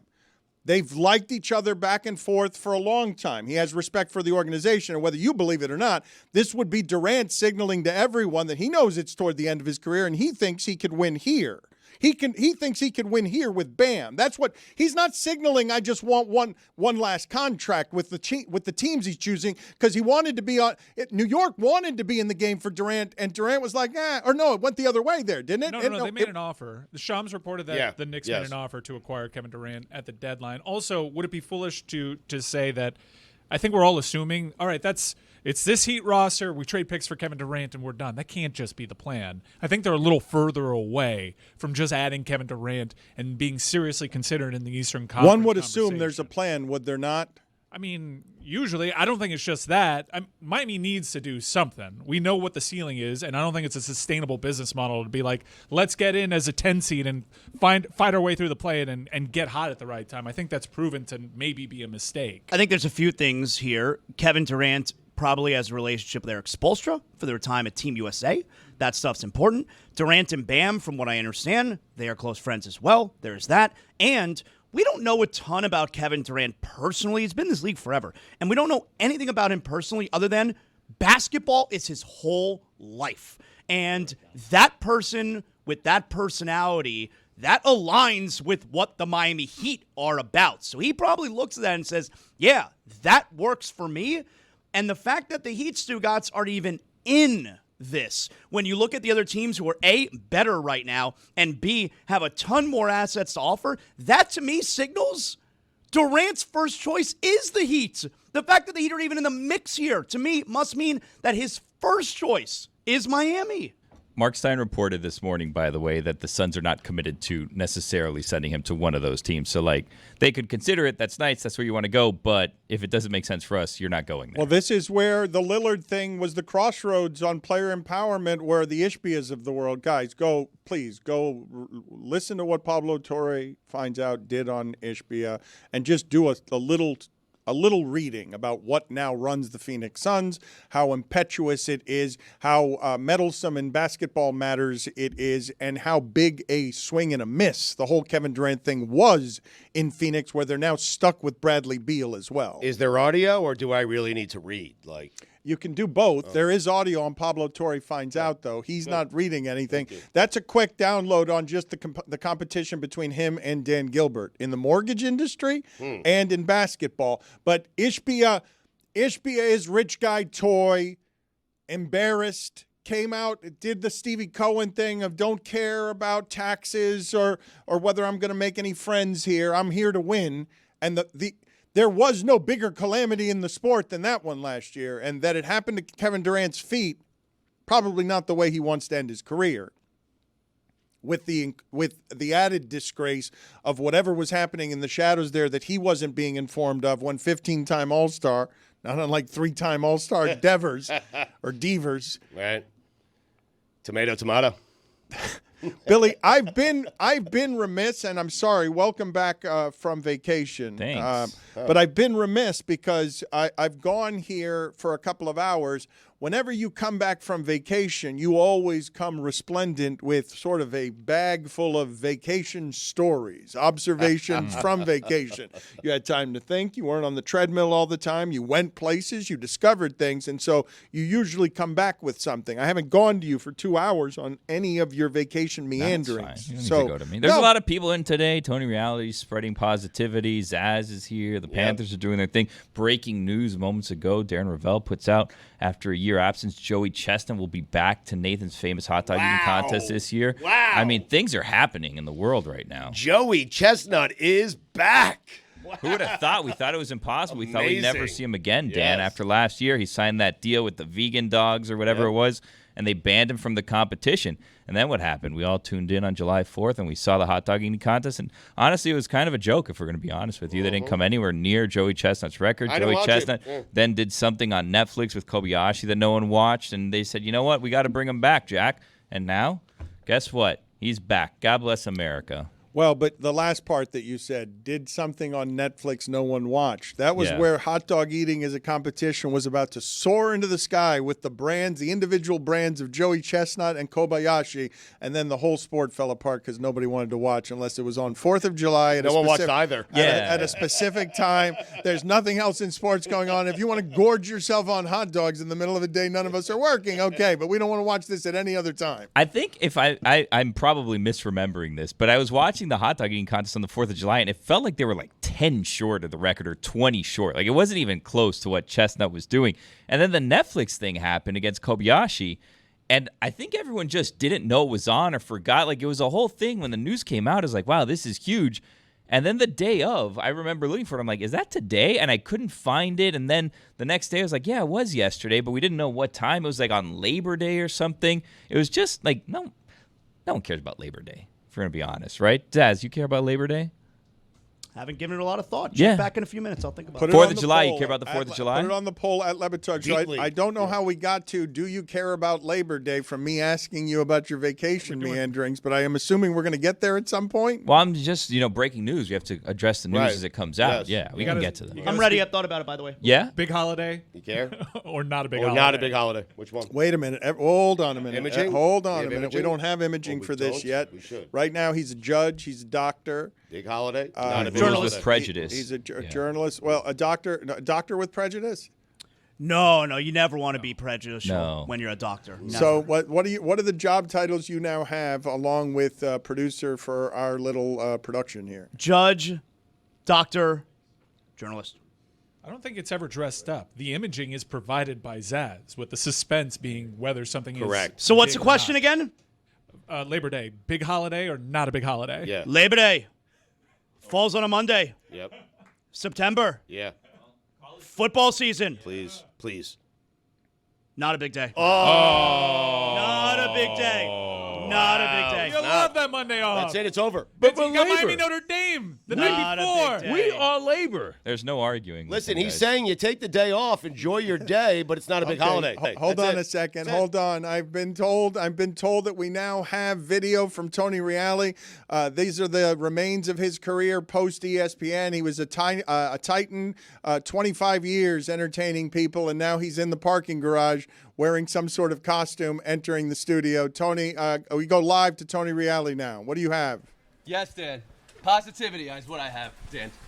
Feels like there's not enough positivity in this control room right now. You don't even respect Labor Day, all right? So what we're bringing in here is a bounce house, Dan. And we're going to get bouncy up in your space right now. Let's open up What this is door. this? Let's go around this Okay, board. where is he Yes. going right now? Right Is this a in good Dan's idea? face. This Bounce seems like a house. bad idea. I love a good This bounce house. doesn't seem like a good idea. Okay. Why do we own a We're bounce just going to put a house? bounce house. This is Reali's We also own entrance one of here. those fighting guys I saw in storage. Take Some take bit with some Tony that we sweat never positivity. Yes. Oh, yeah. It's nice to MMA see practice. you. Hey, come, I haven't seen you. Come over here. Let's Okay, this is the big entrance for Reali. Did the guy dunk on you, or did he not dunk on He you? did dunk on me. We have video. Okay, we will. Okay, all right. So you have your own private video because the video here didn't work. Yeah. We made it work. All right. Okay, Yes. but that it He wasn't- has the video. He's sending it to our video team. All right, what are is you he's doing? saying. You're going to They plug can't it find in an right outlet. here. What are Yeah. we doing here? A bouncy house, by definition, must bounce, Dan. Okay, so you're just going to come in here and bouncy house it. That is positivity. Put it on the poll at Le Batard Show. Does a bounce house make you feel more positive? Yes or no? Roy, why are you looking around as if you're not in control of your own show? I'm not, because they couldn't find an electrical outlet out in the office. You had to go inside the studio to plug it up. What's going I on think here? it's because Reali is actively trying to make a mess the way that Billy likes to make a mess of things. So he's brought him a bounce. Where'd you get a bounce? Why do we have one? It's a bounce house. Yeah. Well, I couldn't find any Panthers fans out in the street, but I could Right. have found a guy Yeah. who was giving me a bouncy house for rental. True Miami experience. $50 an hour. Right. So you bought a bounce house I out rented there it. while I bought it. you rented it while trying to find Panther fans out there and only finding Big Mac from the carport. Okay, this is very loud, Who right? had no idea who Marchand was. The Brad Marchand espectacular! Man, what'd he say? Okay, this is not respectful enough. This seems like something Tony Reali is doing because he's hopeful that the bounce house will press against me, and it doesn't work if it just inflates behind me. And That one looks becomes- like it has like a rock wall on the back of it or something, a okay, slide. we're Yeah, that's a moving good stuff. one. That's it looks good, like. helpful, Yeah. Stugotz. Thank Oh, you. that's a water one, Dan. I'm looking at that. That is a water cannon on it. Yeah. I don't know why, That's a Tony. good one. Did you just use Meadowlark expense account money to rent That's a upside bounce down. house? Oh, no. Yeah. Oh, no. Don't break things. That's. Oh, yeah. now you've got Rose Careful, with you. there's a pen up there that might fall at any point in Oh, time. yeah. A pen? Yeah, Oh, if yeah, you the look pen. above you, Yeah, there's a you threw a pen pen. that's lodged into the Mystery ceiling. Crate? Did Mystery Crate Yeah, throw we it were up there? celebrating something. I think we were ranking our top 10 podcasts. There's a blue pen that's just sticking out of the ceiling. Look over to your right a little bit, Dan. It's just sticking down a little bit. Yeah. It got lodged up in the ceiling above your head. We're worried that it's going to fall on you one day mid-show, and you're going to wonder where it came from. I'm glad that I now have Secret's have the story. Now we'll fall in the bounce house. So. It was because we were doing blind ranking as a podcast host, and Mad Dog came out, but I had already given away my number 1. Yeah. So he had to go down to number 6. It is for positivity. We need this in these difficult times. I would say that Reali bringing fun and positivity to the proceedings, even though this seems dangerous. Like at this point, I'm worried about the lights. Well, I don't think the bounce house is going to be like. I think Reali's going to actually break things here. Positive, right? Okay, but yeah, be positive. It's working out fine. Okay, but I don't. Why did you decide to put a bounce house in here, Reali? I don't understand how that. Who doesn't like a bouncy house? Yeah. Would you like a bouncy house at your party? Put it on the poll at Le Batard Show. Does your party get made better by a bounce house? Does every party get made better by a bounce house? Billy, in your travels, did you have any hotel room observations? Was there anything in the hotel rooms or outside of the hotel rooms that you happened upon? No, I found out. I didn't know this. This is probably dumb of me. I found out you couldn't just stream things wherever you want, whenever you want. Like, there's different Netflix in different countries, and there's different, like, I wanted, and I know they're, I think, a partner of ours, Peacock. I had a show I wanted to watch on Peacock. I found out unavailable outside of the United States, which really threw a wrench in my plan. It was going to be my evening viewing habits after the children went to sleep. I couldn't. Reali, sit here. Wait, sit here. I brought this in for a reason. I'm sitting here. Okay, but it's not inflated. You didn't succeed. Careful. What happened? Why did you There's stop? no bounce there. Why did you stop? And why does a bounce house only works if it stays inflated? I think our company has bounce houses, but not extension cords is the issue. Welcome. I want to hear the story of how that is an entrance. It is an entrance, but it. Yeah, well, I mean, we need ran out a of air. bouncy apartment. I mean, I'm not running out of air for you guys. I'm here all week, baby. He is all week. We are excited to have him. Mike, though, I will say at the beginning, I was sort of disappointed. You came in here, you hugged Roy. He told you he was tired. Yeah. Mike, soon after you left, said that your positivity and your peppiness was a little too much for him on a Monday morning. That's okay. And Stugotz also said that's a lot for a Monday. Yeah. I did not say that. Mike said that. I said if there was a master class to be given in small talk, Tony would teach the master class. He did say that. He did say that, but Mike grew tired of the small talk, hearing it for the third time with the third person. There's a lot. You just I can't spreading match compliments. They were calling you phony Batoni. So you didn't feel it was genuine, is what you're telling me? I just couldn't match that energy on a Monday morning. Okay, you'll get there though. We'll I, get there. you're hell bent on making sure. It's a marathon, not a sprint. Although it always is a sprint for me. When I did long races, always try to take the lead those first 100, 200, Of course, 300. yes. It's the best thing in the world. The You come turkey out- trot, 5 'cause miles. I did it every nobody- Thanksgiving. Yeah. But nobody remembers really where you finish if you don't win it. But if you're in the lead, those first 100, 200, everybody Yep. notices. Yeah. It's great. Yeah. It's good stuff. You're right. Why are you agreeing with a turkey trot as if you're a turkey trot expert? I've You've told the never story done- bef- You've no. never done a Did it turkey every year? trot. Nobody. Every hold year, on Dan. a second. Yeah, No, yeah. hold on. Every a year. second. That's not right. That's not right. I do it every year. Turkey. Every time. There's no way you do that.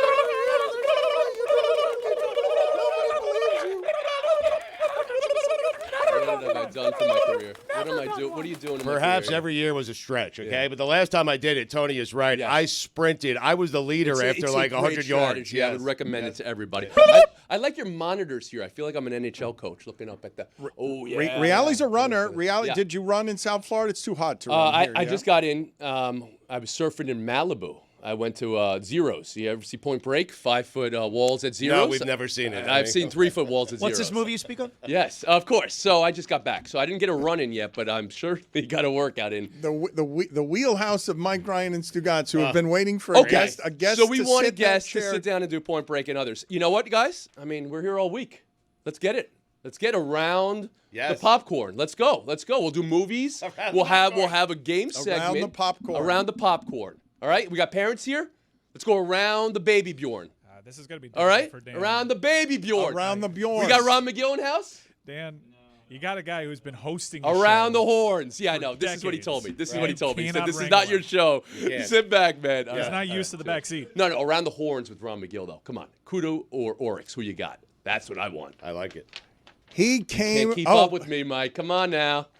It says Tony's Takeover. Yeah. Nobody told me they were doing Tony's Takeover. That explains why there's a I like that. That's a great pose. Okay, but why was there a bounce house? Did we buy a bounce house just for that? I don't know what that was. No 1 one, hour rental. It's okay. Is that the Target logo? Yeah. No one. That's beautiful. I like that. Can I take that home? I saw on David Sampson's show, he's got scrolling across the bottom an infomercial number that makes it look like graphically. The worst number. It's so great. The whole thing looks like QVC. David Sampson giving you sports opinions with a QVC font. But this is what's happening here, Mike. I can't wrangle the giant personality of 23 years, a star daily on ESPN. He has his own show. He's not a team player. I got nothing to do, guys. I got nothing to do. I don't think you can listen to us even. Oh, I hear every word you're saying. It's active listening, though. It's, I've Wordy Page on one side and Bill Plaschke on this side, doinks and dinks and binks.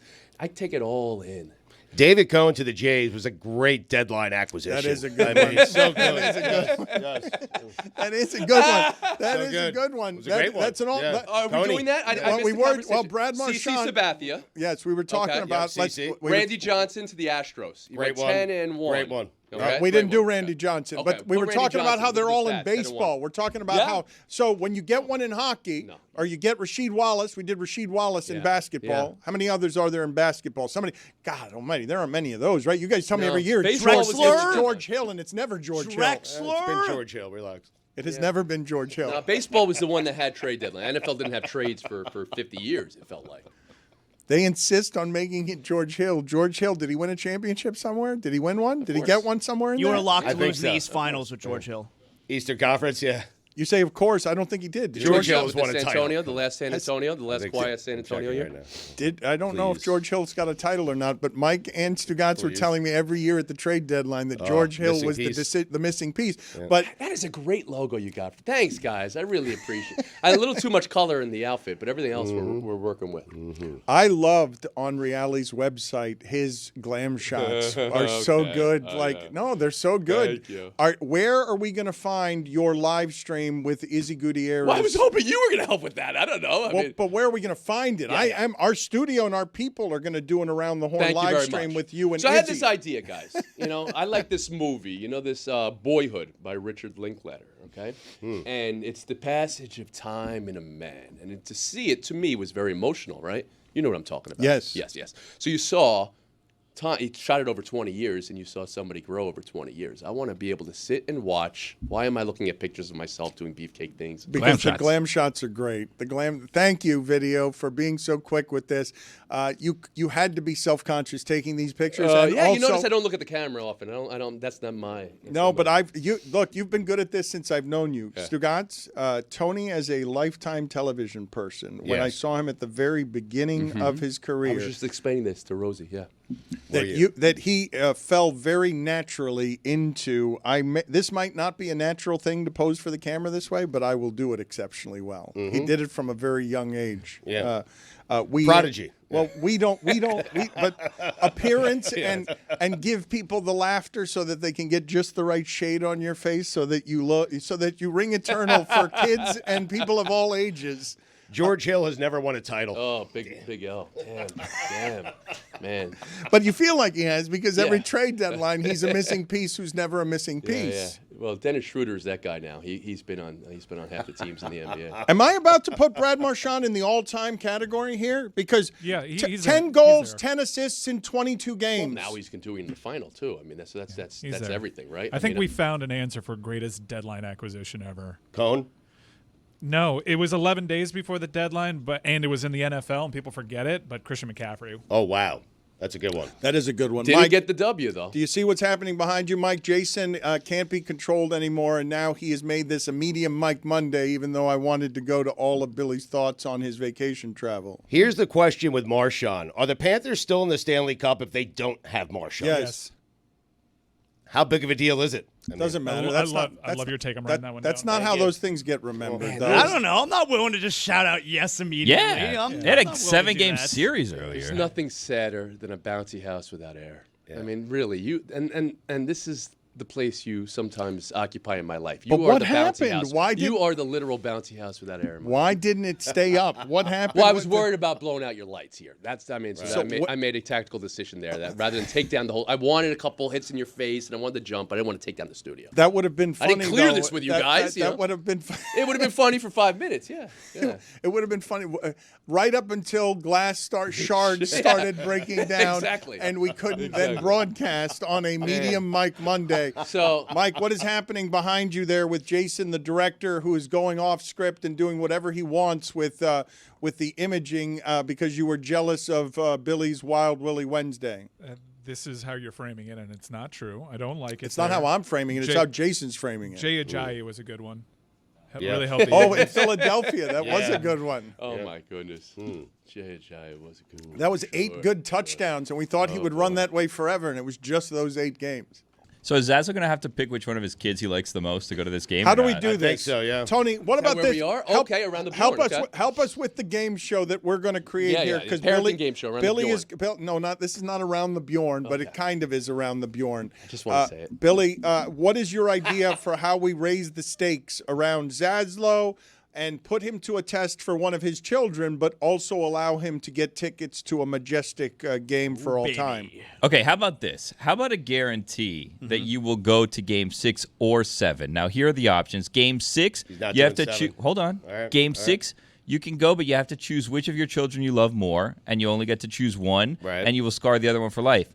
Game 7, you get to take both children, so you don't have to admit which one you love more. Ooh. However, you have to get on a plane and fly internationally as far as you possibly could for a game, and you'll be surrounded by people who hate you. Yeah, I'm not into going to Game 7, man. You'd rather tell your child which one you love more than go to a Game 7 with both children? Yeah, I'd rather have to choose. I'd rather have to do Sophie's Choice with my kids for Game 6. Well, that's how you create, serial killers. Then go. I'm not. My boys wouldn't even want to go to Edmonton. They're not interested in that. Not real Panther Not fans, going yeah. to. No, I don't. I don't like the idea of being around 20,000 people at one time who are rooting for me to be devastated. I don't like the concept of that. That's a I fine. don't want to go to Edmonton. That's a $5 fine for Tony Reali. What is the sound on your phone? That was the Weather Channel somehow just started popping your up. How's the eternally weather? heavy phone. Ray Liotta from Goodfellas. So that was the Weather Channel. Sorry about that, guys. I would choose Game 6. How old are the children? 16 and 13. Love the Panthers. Love the Panthers. Ooh, Dad, it'd be hard. Dad, you might have to sit this one out. It'd be bad.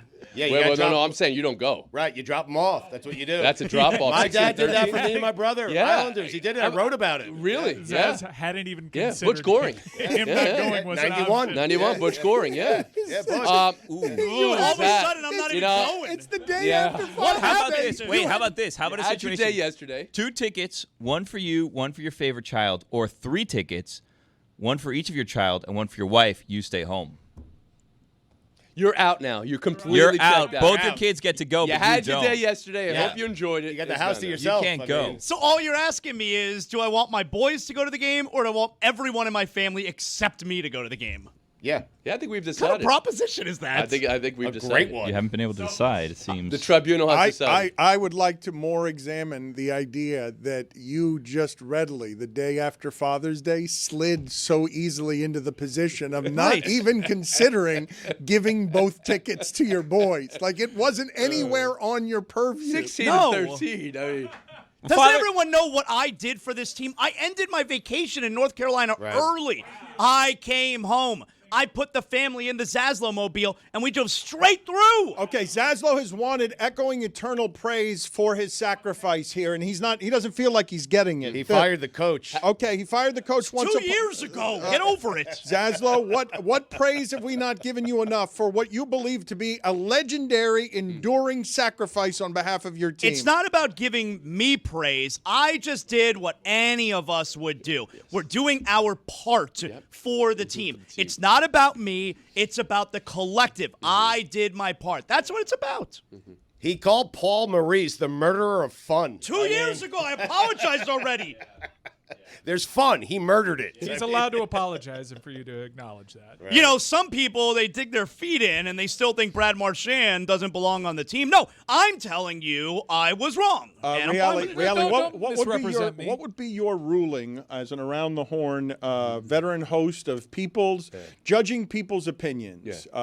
How egregious is it that Mike Ryan, before the playoffs started, when the Panthers acquired Brad Marchand, called him a bad player that he did not want on the team? He preferred him to be a healthy scratch in every game. Rotational winger. And in my defense, you have no idea how good Mackey or Jesper would be playing in this In spot. terms of all-time bad takes on Around the Horn, how would that one hold up against that'd be in the minus 50s. It wouldn't be Pablo Torre. I've walked that one territory. back. I've walked that one back. Yeah, I apologize for that. It is not a flip-flop. It's just a renaissance of opinion. But everyone is like so insistent that I turn around the other way and say, okay, I like this guy now. I'm never going to like him. He's a bad person. I'm not wrong about that take. He's a bad person. Well, but this is bad guy. But this part to me is always super interesting, and I know I tease. Hey, it's personal. I don't have to like him. This isn't so guy. It's personal. You know how you are with Crosby, and we're all just supposed to lay out and say, well, this is rational. That's how I am with Brad Marchand. But he didn't play for the Panthers, Sidney Crosby. I'm entitled to this. Wow. Look, you may not know what loyalty is. I care about the name on the front, not the one on the back. I know you're not telling me that. Spicy Mike Monday. Let's ask Roy, Definitely though. not a medium. Roy, Definitely how not would you medium. feel about the Panthers getting Sidney Crosby? How would you feel about that? I would not be happy, but I would have to swallow it. There you go. That's what's happening. There you go. I'm Right. swallowing my medicine. Okay. Well, Everyone but- now no, all of but- a sudden loves Jason Taylor's over there banging the drum, even though everyone forgets he signed with the Jets, and he was welcomed with open arms because everyone there is wearing a Brad Marchand jersey. So yeah, come here, you traitor. You're more than welcome here. Okay, so this one's interesting, though, because I will say for all the virtue signaling that we and others get accused of in sports, Mike actually gave up his allegiance to the Cleveland Browns because he thought Deshaun Watson was a bad person and literally stopped watching the Browns, stopped caring about the Browns, stopped talking about the Browns. Marchand was just a Bruin. Marchand was a Bruin, but also someone who Mike hates, and it made me think as he said this, I wonder who it's been most difficult in the history of sports for a fan base to come to grips with, oh, the guy who won me the championship and maybe the MVP, I don't like him so much, never liked him, and now have to separate all this feel good from it feels slightly less good because this guy's doing the winning for me. I don't have Ray a lot Lewis. It's not bad. That's probably the best one. Brett Favre going to Minnesota, getting him a game from the Super Bowl. Yeah, but 2 years with the Jets, right? But still, they played against him for 15. Green Bay, Right. Minnesota. It's not a lot of times that something like this happens where a fan, what he's articulating, Zaz swallows easily. Mike, you heard Roy say, Sidney Crosby, who he hates, I'll swallow it. Mike's swallowing it reluctantly. I think Rodman with Chicago is probably a good one from those years against the Pistons. You had a good one that we were workshopping here. You also said Aroldis Chapman. Right, when he's on the mound in the World Series with the Cubs, they win the World Series. Like, you did some bad things. Ben Roethlisberger, too. That one was a difficult one for Pittsburgh fans, and now they miss that they haven't had as good a quarterback since, and they miss the days of all of Ben Roethlisberger's 7-yard slants at the end, running out of the pocket like a skyscraper with legs. They yearn for those days. Yes, and longing desperately for that refrigerator with legs to roll out of the pocket and not hurt himself. Not sports, but I did. I'm reluctant to admit this. Go on. I miss O.J. Simpson's Twitter contributions. Put it on the poll at Le Batard Show. Do you miss O.J. Simpson's Twitter contributions? Yes or no? Strange. Do we have any thoughts as a group of about Stephen A. Smith getting caught playing solitaire during Game 4 of the final? Tony, the floor is yours. I'm going to step away from I've been playing my own form of solitaire for a few weeks, so that's enough for me. If anyone's shown us they could spin multiple plates over the last few months, it's been Stephen A. He's a man of many hats. I will say this. You can go ahead and do that and play solitaire and multitask during the game, especially when you're someone who knows what's going to happen already, so you don't have to pay attention. But you can't lie about it afterward and say you were just doing it during timeouts. Like, if you're going to be the journalist, you got to be honest about that part, I think. Does he?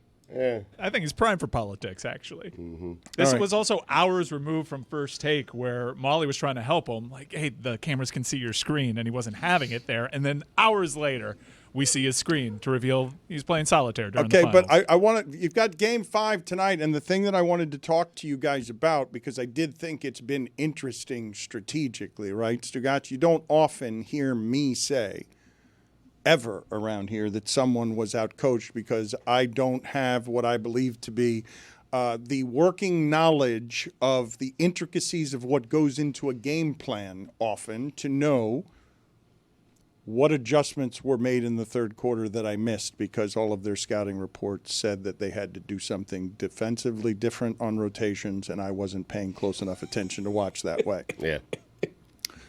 Carlisle is outcoaching Oklahoma City. Well, it's 2-2. I mean. But let me just explain to you what's happening in the game that can't happen, right? Oklahoma City just won a game that no team ever wins playing that way. Having that many turnovers, that few assists, and having that shooting percentage from three, every time that team has been that game has been played in playoff history, every time that team loses. OKC just won it, and the reason I say that Indiana is doing a better job here is because I know OKC is better, but OKC has played 3 games in this series, unlike any games they have played this season where they can't get any assists. They're turning the ball over more than they're getting assists, and they've played 3 of their worst 4 games. It's happening to them, and the only reason they lost Game 4 is because they went 0 for 8 from 3 in the fourth quarter. Otherwise, they would have beaten OKC. That wasn't done to them. They went 0 for 8 from 3, not because OKC is great at defense at the end, though they are, but because they just missed 8 threes in the fourth quarter. But the reason I say what I say about Carlisle It's a make-or-miss league, Dano. is specifically because when you get the other team to do what you want and they're better than you and you're even in the series, you might outcoach the other team and still lose. Because it's what happened in Game 4. Mark Dagenal. Thank you. That's a great one. You wouldn't shut up. It's the spelling. It's the spelling that tricks me. Mm-hmm. I was trying to help you, but Thank you. you. A-U-L-T, right? Thank you. Yes. Is it Yeah. Dagnault? Oh, there's a T. Dagnault. Okay. It should be Dagnault. The T is not silent. Yeah. My larger point, though, in that series, guys, did you see how close Indiana was to being up 3-1? They should be up 3-1. They were outscored 31-17 in the fourth quarter. And I understand what you're saying about this is not their style, lack of assists, lack of distributing the basketball. You have to do what you have to do against the opponent once you make it to the NBA Finals. If you need to change your game a little bit, you change your game a little bit. And that's what happened. You know what I was happy to see, Dan? SGA in a big spot, down 2-1, his team facing a 3-1 deficit to the Pacers. He stepped up in that fourth quarter like one of the all-time greats. I needed to see that from him. Took 4 steps. Yeah. 1 point in the last 3 minutes from Indiana, 1 field goal in the last 5 minutes from Indiana. OKC does some of that. They don't do all of that. Also, a terrible job by the NBA last night. How do we have Father's Day? We have that fantastic finish to the U.S. Open, and then you don't have an NBA game. It's Father's Day. How am I not sitting down Sunday night, 7 o'clock, 7:30 Eastern, watching a little NBA Finals Game 5? That's a terrible job by the NBA. Terrible. Should be ashamed of themselves. Drop the ball. Yep. Egregious error. Zaslow, holiday. Big holiday or not a big holiday? Father's Day. It's not a holiday. It's a Sunday. I mean, Father's Day. The day for fathers. That's a big day. Yeah, let's go. Big one. Let's go. Big day for all of us. Give me some hope. So big, you don't need to go to a hockey game the next day. You just allow your children to go in your place. Are we doing this? What are the stakes? What has to happen? It should be, the stakes should be tonight's game, should it not? For the basketball? Well, just because you want to go to Game 6, right? Like we got to make a game. I'm all in on OKC tonight. Yeah, but that's. Well, what am I supposed to do? You don't like my pick? You got to give him like an alternate spread. You have to, yes. Series is 2-2. SGA's over-under for points is 34.5, something right, like well, that. let's go that there. could be fun. Yeah. Okay, that could be fun. Let's go there. Right. Over under. Dagenham. There's a T.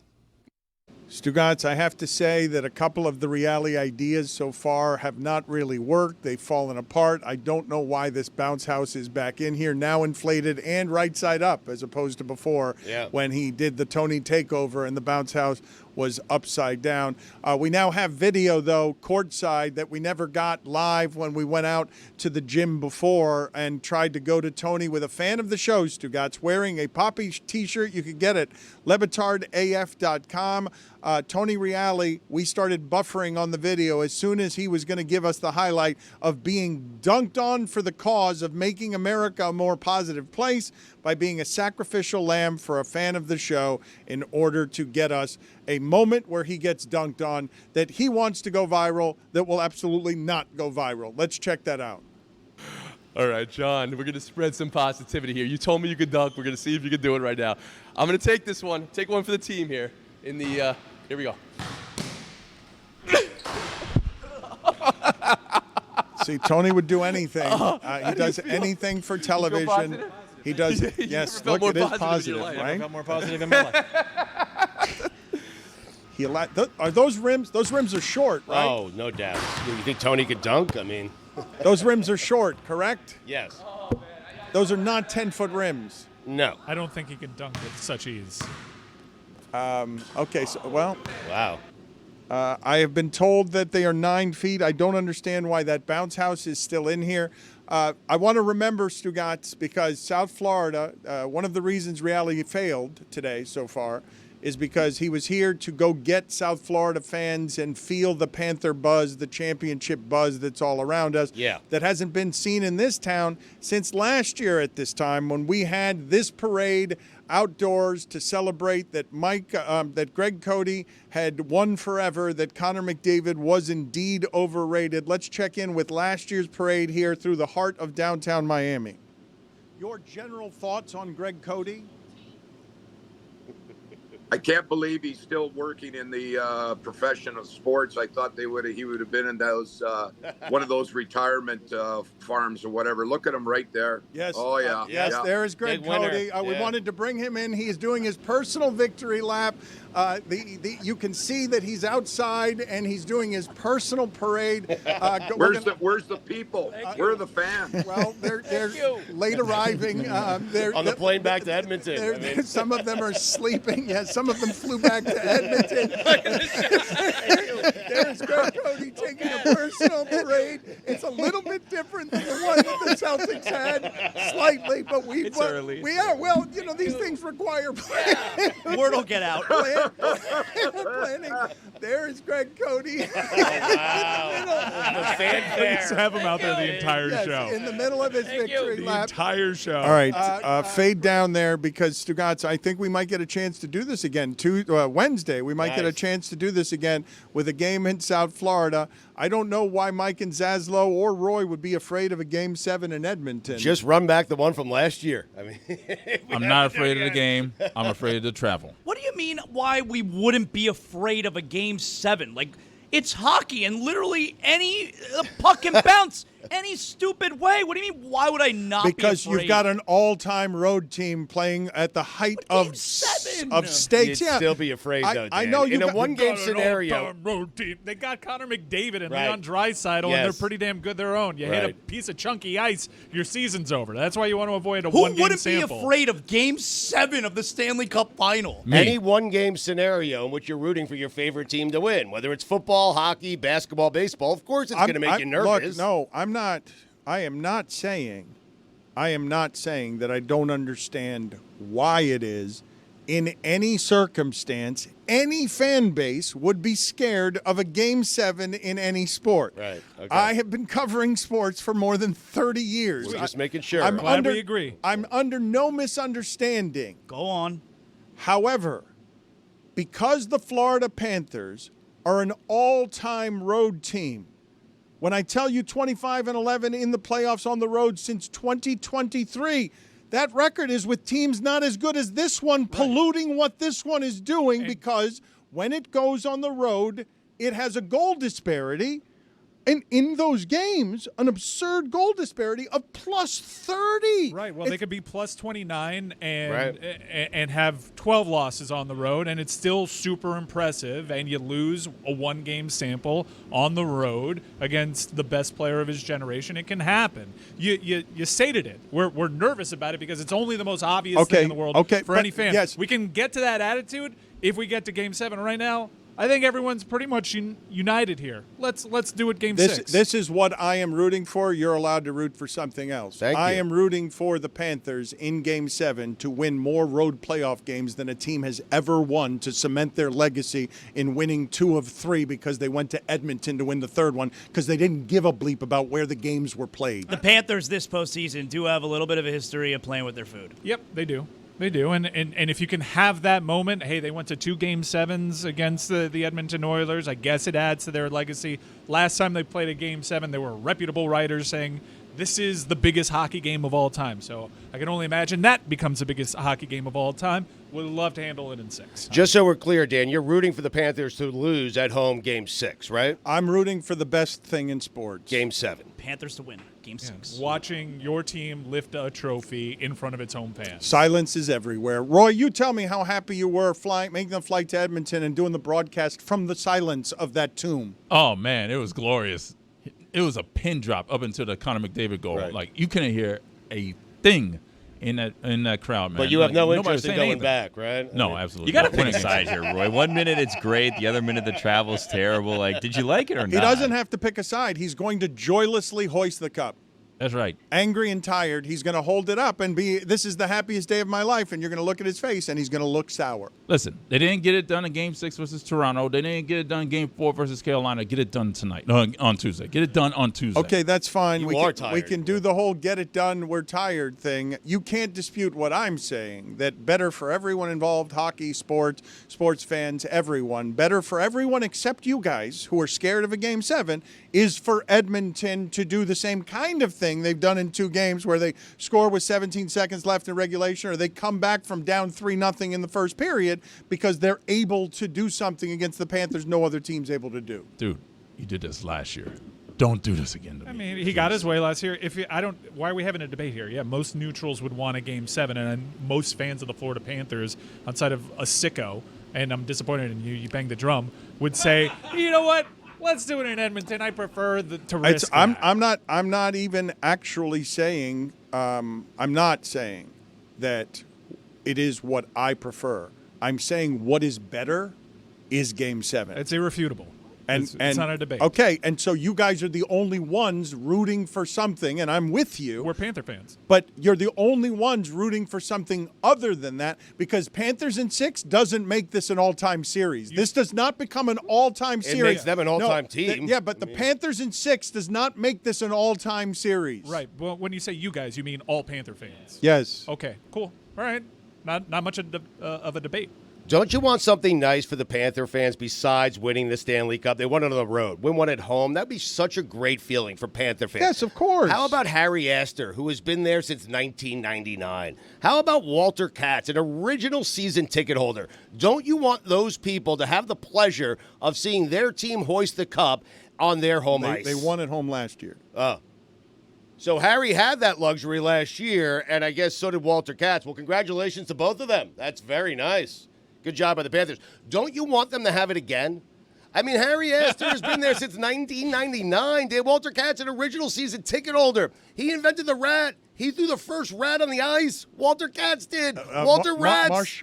Marchand is now known as the Rat King. I don't know how Marchand. Mike... You keep making him a board off from the 790 days. Mike Marchand. What do you think he said? Zaz, I have good news for you. Ticket prices are plummeting here. Yeah. Like, I see them under $800 right now. Yeah, get in price. So, like, I would wait, because you may be able to love both your children tomorrow. Yep. I mean, I love both my children today. Well, We have to get to the stakes involved with making this a real bet, because I heard some great ideas by Mike during the break for the losing bet. If Zaslow loses this bet, he does get to keep working with us and around us, but he has to come in with a hair system of Mike's choosing every day to do the broadcast. What is a hair system? What does that mean? And isn't allowed to have any say-so over what that looks like or to mention it. So he just has to do it as if it's his new broadcasting look and then get all the texts from friends wondering, are you doing that on purpose? Why are you doing that? And he's not allowed to explain it. Even in my to text, everyone. I said, what are you You're talking not about? allowed- you're not- keep kayfabe. You have to, for a period of time that we have not decided, the bet is every broadcast you do here, you have to take off the backward cap and you have to slather on that surface area that is your forehead a hair system of Mike's choosing. What is a hair system? Have you ever seen Baseball Tonight? Oh, no. There you go. No. Yes. Have you ever watched Kansas play men's basketball? Yes. All right. Two people at the center of those two things, hair systems. Okay, I think I see what you're doing. A toupee of some sort, although I don't think we're calling them toupees anymore. In fact, I'd love to know two things. It's a piece. I'd love to know System. when we stopped calling them toupees. Put it on the poll at Le Batard Show. When did we stop calling them toupees? I'd also like to know when we started making birthday cake flavor such a popular thing. Was that with Cold Stone, or was that at another time in our lives where all of a sudden birthday cake flavor became something that everyone had to have? I do remember when I had it for the first time at Cold Stone. I'd never experienced it before that. Yeah, it's a Little too sweet. Little too sweet. You don't know birthday cake No, flavor? I only do vanilla or chocolate ice cream. Put it on the poll at Le Batard Show. Do you love birthday cake flavored things? I wanted to play for you guys for a second before I play something funny from NASCAR. I wanted to play for you guys something not funny from the Brevard County Sheriff that was going viral over the weekend, because I think we can all agree, hugely dangerous time in America, also a weird time in America, whatever your feelings about this weekend. That military parade was an embarrassment, and the American people sort of objected in a way that, Stugotz, I don't know what's accurate in terms of numbers, but if it's 13 million people, it's 1% of the American public population, and that would make it one of the biggest protests numerically against what is happening in Washington that we've ever had in America of any kind. But as this fight rages on, and we're just beginning at the start of this presidency, and after the presidency is just really executing some of the things that they ran as a platform to keep honest the immigration story, this is the hostility that you have rising from people like, I think this is Brevard County in Florida, in a state that's weaponized, in a state where it's safe when the states are going to start fighting between Florida and California. This is what you have policing in the state of Florida. If you resist lawful orders, you're going to jail. Let me be very clear about that. If you block an intersection or a roadway in Brevard County, you are going to jail. If you flee arrest, you're going to go to jail tired, because we are going to run you down and put you in jail. If you try to mob rule a car in Brevard County, gathering around it, refusing to let the driver leave, in our county, you're most likely going to get run over and dragged across the street. If you spit on us, you're going to the hospital and in jail. If you hit one of us, you're going to the hospital and jail, and most likely get bitten by one of our big, beautiful dogs that we have here. If you throw a brick, a firebomb, or point a gun at one of our deputies, we will be notifying your family where to collect your remains at, because we will kill you graveyard dead. We're not going to play.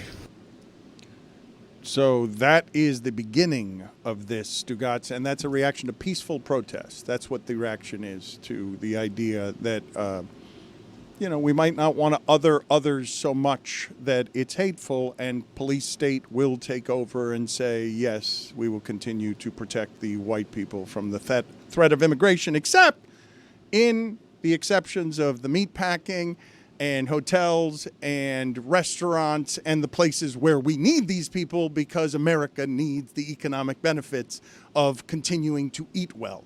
Yes, Donald Trump posted a Truth Social thing, and it's not the first time he's alluded to this, that there should be special carve-outs for anybody working on a farm. Yeah, we know what's being protected here. The food Not is super being thought protected. The needed immigrants who are not illegal, who make the economy run, and if there are more hurricanes in Florida, who will help rebuild Florida as they run the risk of peaceful protests being, if they're in the street, run over by police cars, according to that Brevard County sheriff. Right. I think there's general buy-in, though, on a lot of the things that he said, and most people in a vacuum, like if you attack a police officer, most people understand that there are consequences that come with that. Also, when it comes to de-escalating protest and just general means of crowd control, maybe that is a bit of an aggressive tone to set. And I kill you, graveyard dead? Yeah, and I think I saw a veteran actually weigh in on this and how the military is trained, because they get projectiles thrown at them all the time when they are in war zones, and they are trained to not shoot at unarmed people, to keep things secure, to keep crowds under control. So it was curious to see such an aggressive counterpoint to that. The right has been very good at conflating peaceful protests with rioters. Everyone just assumes if you're out demonstrating your voice and your freedom of speech that you're part of a movement that is violent, and that is not the case. Where's Reali? Reali went outside to cause more chaos and said that he would be back in moments. I've got answers on the birthday cake stuff. Well, that is the important question from that Brevard County sheriff thing that I did want to take. So in terms of being regarded as an upscale flavor, Momofuku released a milk bar in 2008 that received a lot of acclaim. However, I traced back the invention of the birthday cake remix at Cold Stone to 2004. Everyone agrees this was a turn-of-the-century type of deal. I think the popularizing of birthday cake as a flavor was done by Cold Stone Creamery. Wow. Okay, so the first time I tasted Great Cold breakdown. Stone, and I do remember the first time I tasted it, I was at Gulfstream. I was like, what is this? This is the most amazing thing I've ever tasted. You remember what I'm talking about? Yeah. You were there with me, I think. Of course I was. At the very beginning, when the awe and wonder. I put you there. This would be not surprising to anyone listening to this, that I would speak with awe and wonder of the discovery of birthday cake flavor, the way a child would talk about meeting a Disney character in the Magic Kingdom, or the way a fat kid would talk about candy. It's a bit sweet, though, the whole birthday cake thing, I think. I don't think we're going to get a lot of people who don't like that flavor.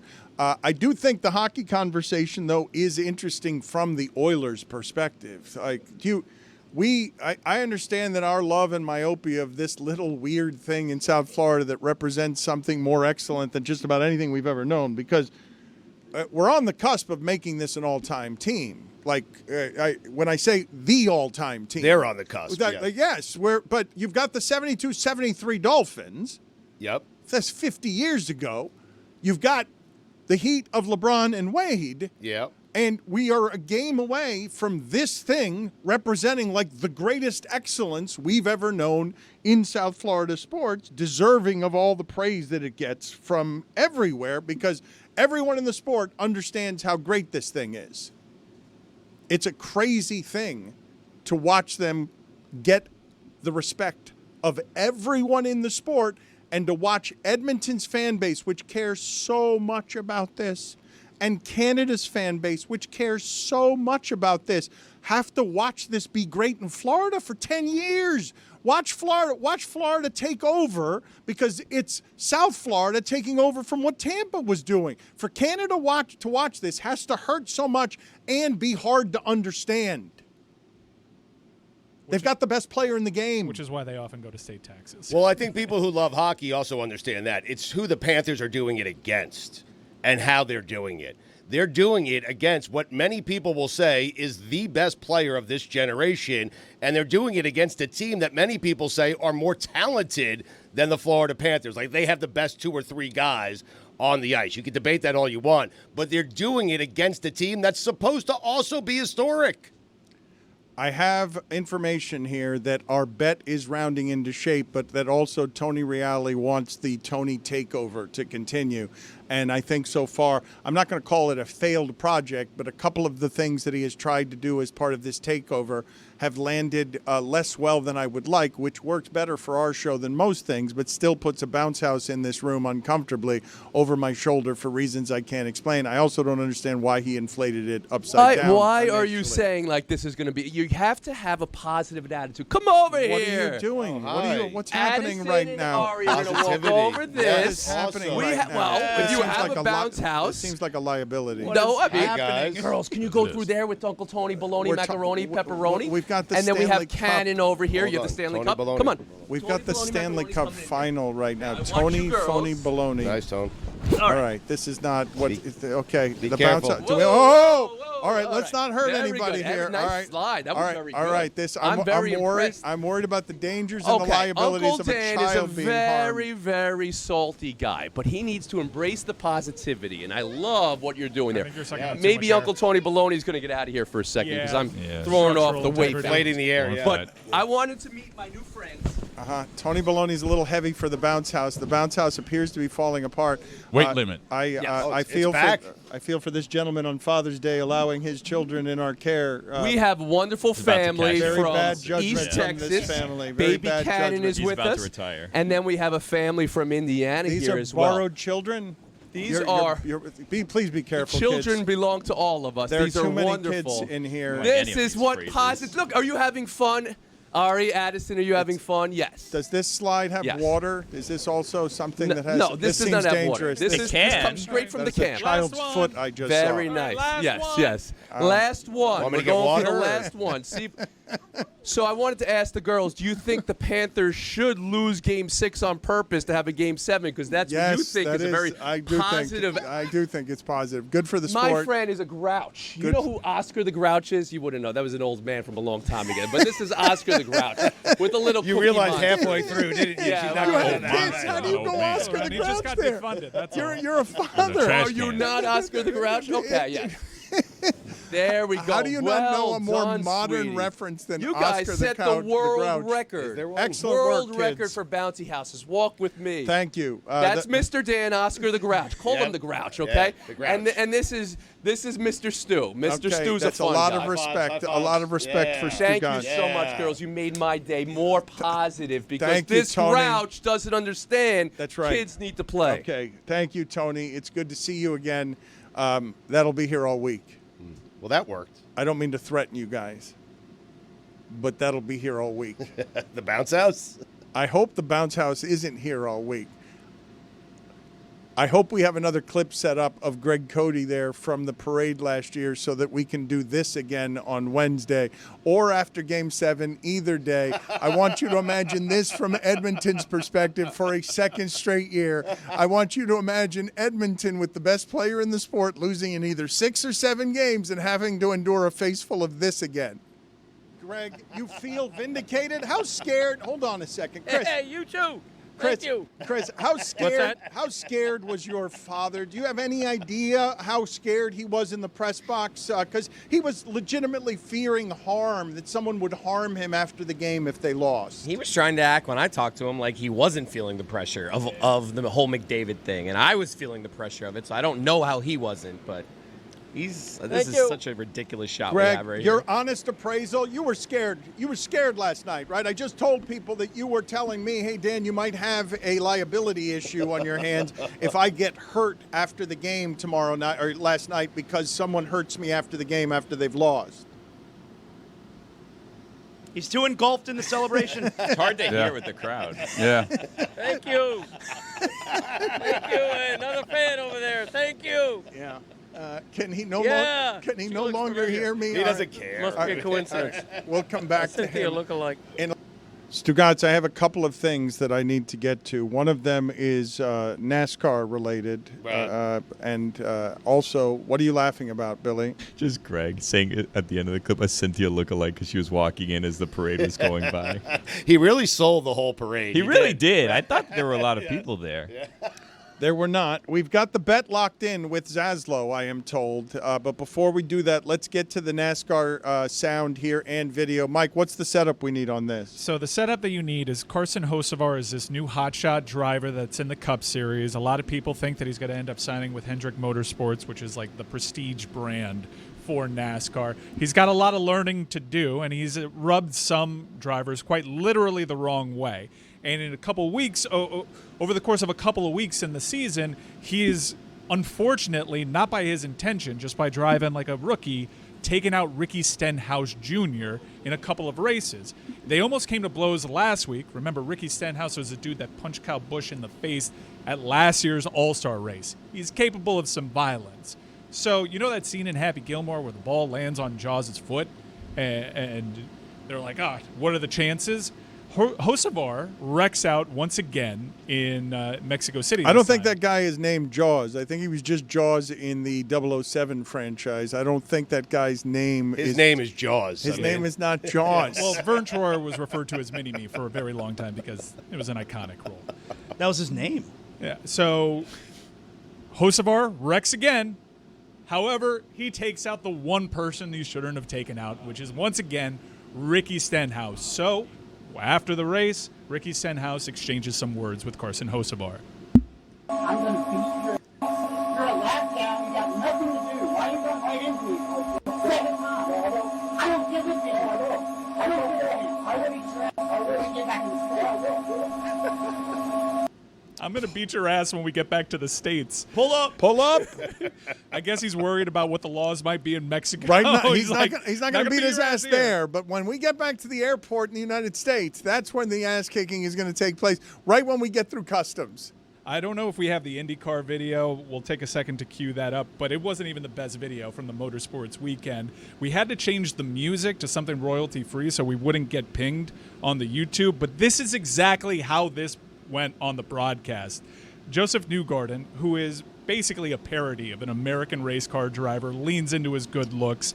He is driving with no issue at the IndyCar race. They cut to some B-roll of him hamming it up for the cameras, right. And then they come back, and it's comedically perfect. Here it is. No one makes me feel like you do. Just the look in your eyes, smile on your face. No one makes me feel that way. Oh, huge accident. Joseph Newgarden upside down on the front straight. And his helmet causing those sparks. Absolutely massive.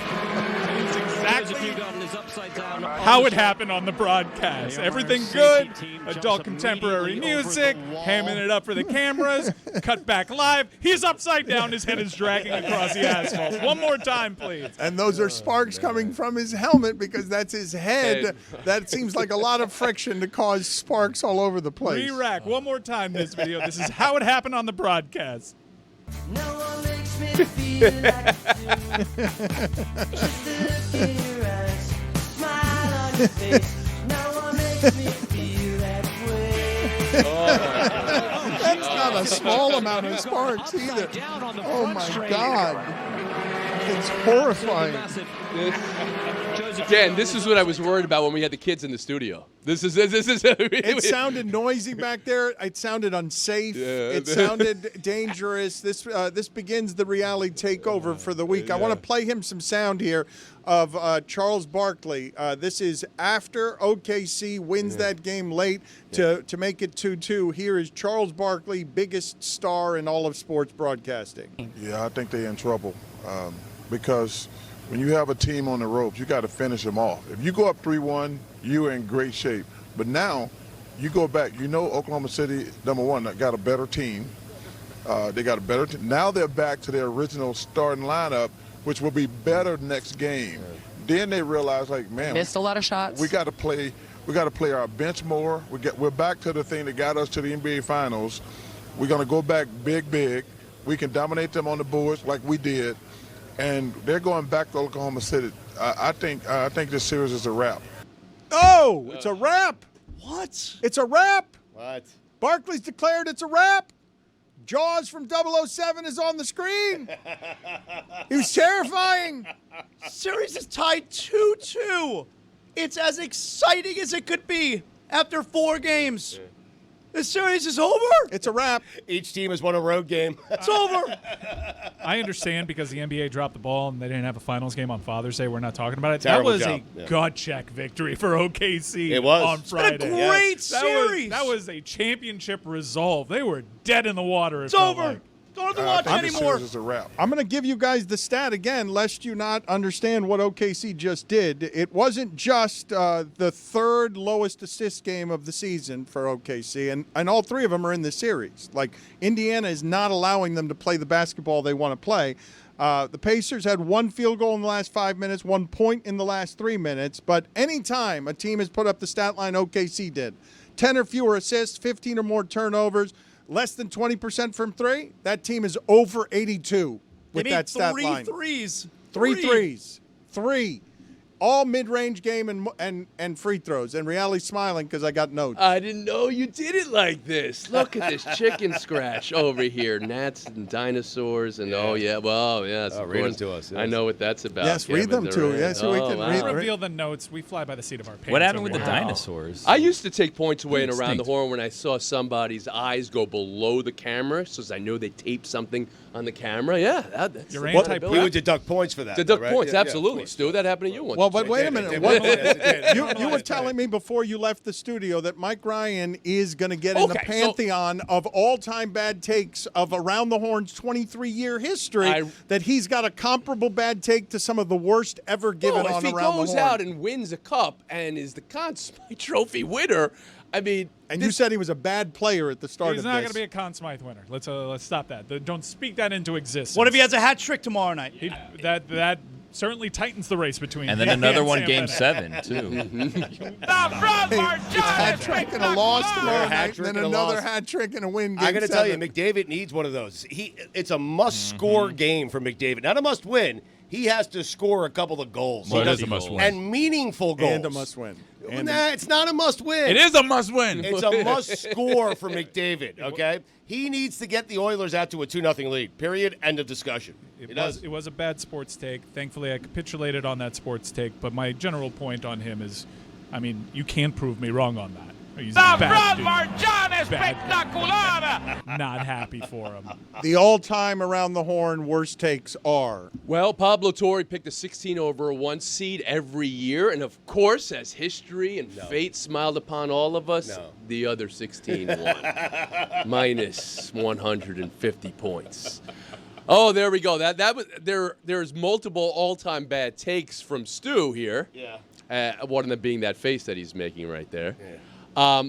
Jackie McMullen guaranteed that Doc Rivers would not leave the Celtics to coach the Los Angeles Clippers. She said, you could take 500 points away from me, and I did when he left for the Clippers. David Dennis Jr. this past year said Bill Belichick will not be on the sidelines for UNC in September. Now, I had to do some creative scoring here because we're not going to see September on Around the Horn. But we got to a point there. He lost minus 501. So would Marchand winning the cup and the Conn Smythe after, How about just winning the cup with 10 goals and 10 assists in 22 playoff games? From calling him a rotational winger and not a good hockey player at the time that he joined the Florida Panthers, that is 6 feet underground, dead wrong. Graveyard dead. Yeah, that was a bad take. I apologize for that take. Now, do you feel in some way you motivated him? Look, we don't need to have that discussion. Yeah. But if you're asking me to change my point of view on Brad Marchand, not now. Before the second biggest game in franchise history, you don't know me very well. Yep. Brad Marchand espectacular. What he said. That's my guy. Roy, how are you feeling about? How are you feeling about when you saw Tony Reali? He hugged you. Yes. It was a very warm moment. Yes. Except I got nothing back in return, and that's okay. We'll get there. Will we? Yeah, we'll get there. Roy and I will get there. All he gave you was "I'm tired" as you held him. He flew internationally. Yeah, well, if they lose on Tuesday, you won't see me because I have to go back to Edmonton. Put it on the poll at Le Batard Show. Do you want any hugs after you've flown internationally? Tony seems very understanding of this situation. Yeah, he does. I have a simple rule for hugs, okay? And the hugs are actually the same rule for Disney cast members in the park. Right. When a child hugs Mickey Mouse, and Goofy, or all these people, the instruction is you do not let go until that child lets go. The child dictates how long the hug is. So I go in big to Roy, and it was dictated to me immediately that this hug was going to go for 1/10 of one more second, and that was the end of it. And I have to live by those rules. That's how I live my life. Yeah, he got 3 pats on the back, and I was out of there. Yeah. Huh. And you said you were tired. Yeah. And that was and you haven't seen him in how long? Since your wedding. Yeah, since the wedding, yeah. How many years ago? We've chatted a lot online. Oh, yeah, we definitely chatted. So when was the last time you saw each other? He held you. You got out of the embrace very quickly. 5 years. It's been 5 years. Yeah, and, COVID. But no, we solidified. We solidified the relationship. Just general over. male repressions. It was a bro hug. Pretty much. We have the bet finalized. What's the final? I don't know if we have it finalized.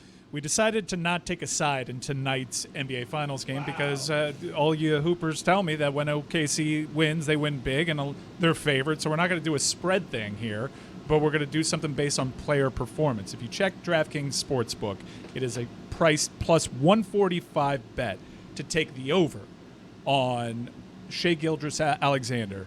50-plus points, rebounds, and assists. It's not a winnable bet. You know how many times he's done that this postseason? Twice. Well, it's not a winnable bet. What do you mean it's not? It's only plus 145 on DraftKings Sportsbook. Those aren't terrible odds. Oh, that's fine, but it's happened twice. Well, you can't just take the regular over/under. You gotta juice this one up a bit. And here's the thing: that thing's still blowing hot air. Yeah, it is. I thought you were just pointing at my face. Put that up in the poll. What's blowing more hot air today, the bouncy house or Le Batard? And I'm taking both my kids. No, you're not one taking kid. both of your Well, hold on. You a got second. no. You're wait. Hold on a You're second. out. That's not You're fair out. to him. Reality's making the rules. You One get kid. 2 tickets. No, you See, get 2 here's the tickets. thing, Reality. Reality he'll understand this.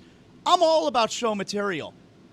But one of my sons, they're going to remember the rest of their life. They're going to be devastated. Well, you can give my both son's tickets. well-being is more important than show material. The show material is It's not, you outside the arena with a transistor radio, listening to the game like it's 1964. Right, I'm going to have to give my boys the tickets, yes. And your boys get the tickets. You have 2 tickets. You make that decision. Yeah. All right? Okay, You make all right. that decision. All right, then. And what's the, if I lose? I'm going to take this hair thing very seriously. We're going to go into consultations. Systems. I pick a hair system of my choosing for several days in the summer. What is this?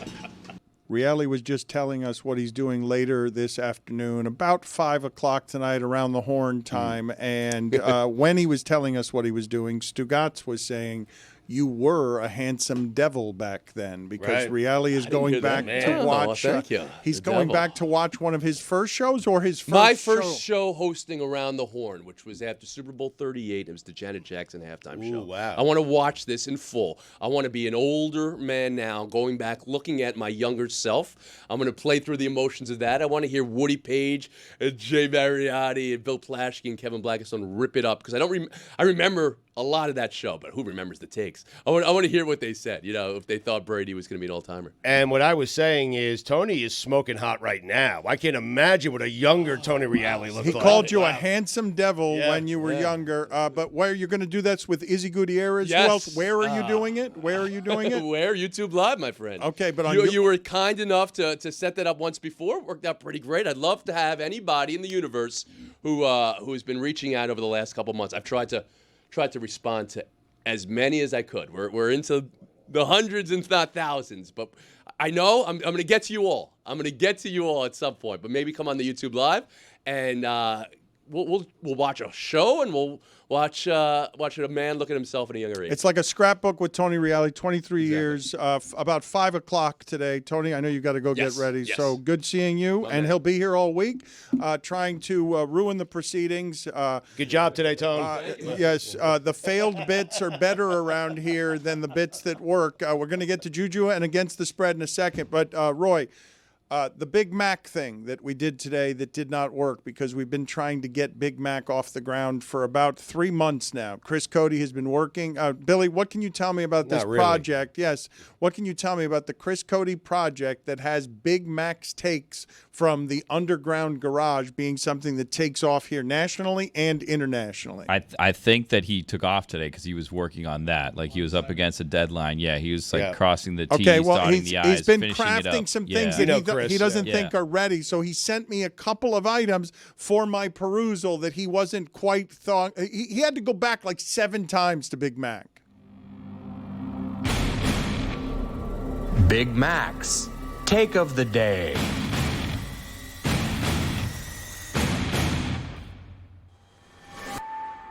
Chris Greer, well, he don't have a clue. He's been here about 15 years, and he's doing the same thing, picking injured players, short players. I don't have nothing against short players, but you need to get big guys like Juju, and we need to have an offensive line. We've needed an offensive line for 20 years. And he always smiling. And the fun thing I noticed the draft, when this player called and said, hey, how you feel about being picked? He said, why are you laughing? Chris Greer, you laugh. Why you joke this is his best time? And you asking him, why is he laughing? This is the best time of his life, and you ask him why he laughing? You don't have nothing else to say. That's what's his problem. Big Mac's take of the day.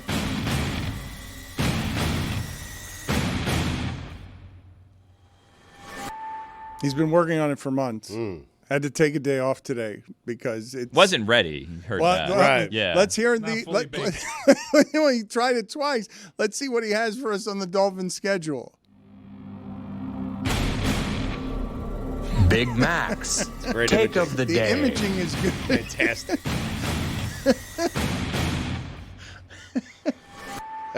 Them Dolphins, I tell you what, it's a sorry schedule I've seen, but they got Pittsburgh, they got Cincinnati, they got the Ravens. Couple prime They time. got Tampa, yeah, they got 2 Thursday night games. Yeah. So I'm hoping, but this Tua guy, you heard what happened to his brother. Yeah. Got cut from the CFL. Yeah. And he didn't get drafted last year. And now we got to deal with Tua, but I like that Zach Wilson. People think he's sorry. Little but backup. Yeah. I think he's going to be starting pretty soon. Really? Yeah, I really think he's going to start. I like his arm. He's got a big arm. Yeah, he I was do. about to say that. What about the other quarterback? Which one? The new one, Quentin. Oh. That guy from Texas. All right. Later, man. Good to see you. Later. All right. Big Mac's take of the day. This isn't working. I don't think this is going to get off the ground. The imaging is working. I mean, so credit to Chris. Yes, he it's protected good. you from this. So, yeah, it's a good thing he did. Reali is an effervescent source of enthusiasm and positivity, but so too is Juju. Juju, what is the fan commentary and social media reaction to whatever it is that we did today? Gonzalez with an S says, nothing has put a smile on my face in quite a while, like seeing Tony Reali on the Le Batard Show exploring coffee shops. We need to do this more often. He's very good at man on the street stuff. Anybody who wants him, he's exceptional at being friendly with people and annoying us with his small talk 4 minutes in. But the Reali has been embraced because he's going to be here all week. Yes, sir. Yes, sir. The fans are loving him. And he got dunked on. They want to see the dunked on video, so they'll be able to tune in whenever they see hour 2, a post from the live show when it all went to putts. Yes, thank you, Juju. Before we get to the rest of what Juju has to say, let's do Against the Spread.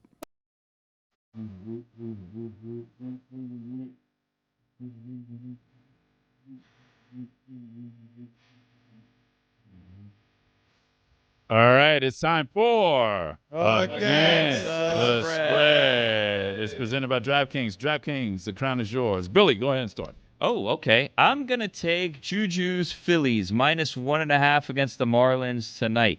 Mick Abel is on the bump against Sandy Alcantara. I know what you're thinking. Sandy, he's a former Cy Young Award winner, right? Yeah, and he's been looking better in June. Back-to-back quality starts, only 2 earned runs so far this month. A couple of good QSs. Yeah, back-to-back QSs. But Mick Abel, wow. 1.69 ERA on the road, 2.35 ERA overall this season in 3 starts. Phillies have won 4 straight. Marlins are coming hot off of a sweep of the Nationals this weekend.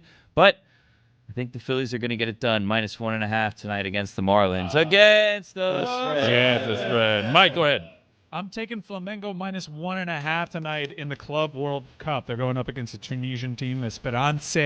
Flamengo's got a lot of stars, a lot of names that even casual soccer fans know. Alexandro, Jorginho. This is a really talented team. Bruno Henrique. And it seems from the early going, the only teams taking this competition uber seriously are the Brazilian ones. So far playing very well in this tournament, and the fan support has been outstanding. I think Flamengo's really good, have certainly a really good chance to make it to the knockout stages, perhaps a deeper run in the quarters. I like Flamengo -1.5 again. Against the spread. Zaslow, go ahead. Yeah, I got one tonight. I'm going over 50 points, rebounds, and assists for Oh, Shea okay. So it's locked Alexander. in. The bet is locked in. 2 tickets to Game 6 or this. Not 3 tickets, Billy. 2 tickets. 2 tickets, Billy. 2 tickets, not 2 3 tickets plus another one. That is incorrect. Well, It's just- what? Hold on a second, Zaz. How about what if we get 2 nice tickets, then we resell them on the game time Now app, we're talking. and then we buy 3 tickets. He doesn't want bad 2 seats. upper deckies. Juju, I want to play some sound for you.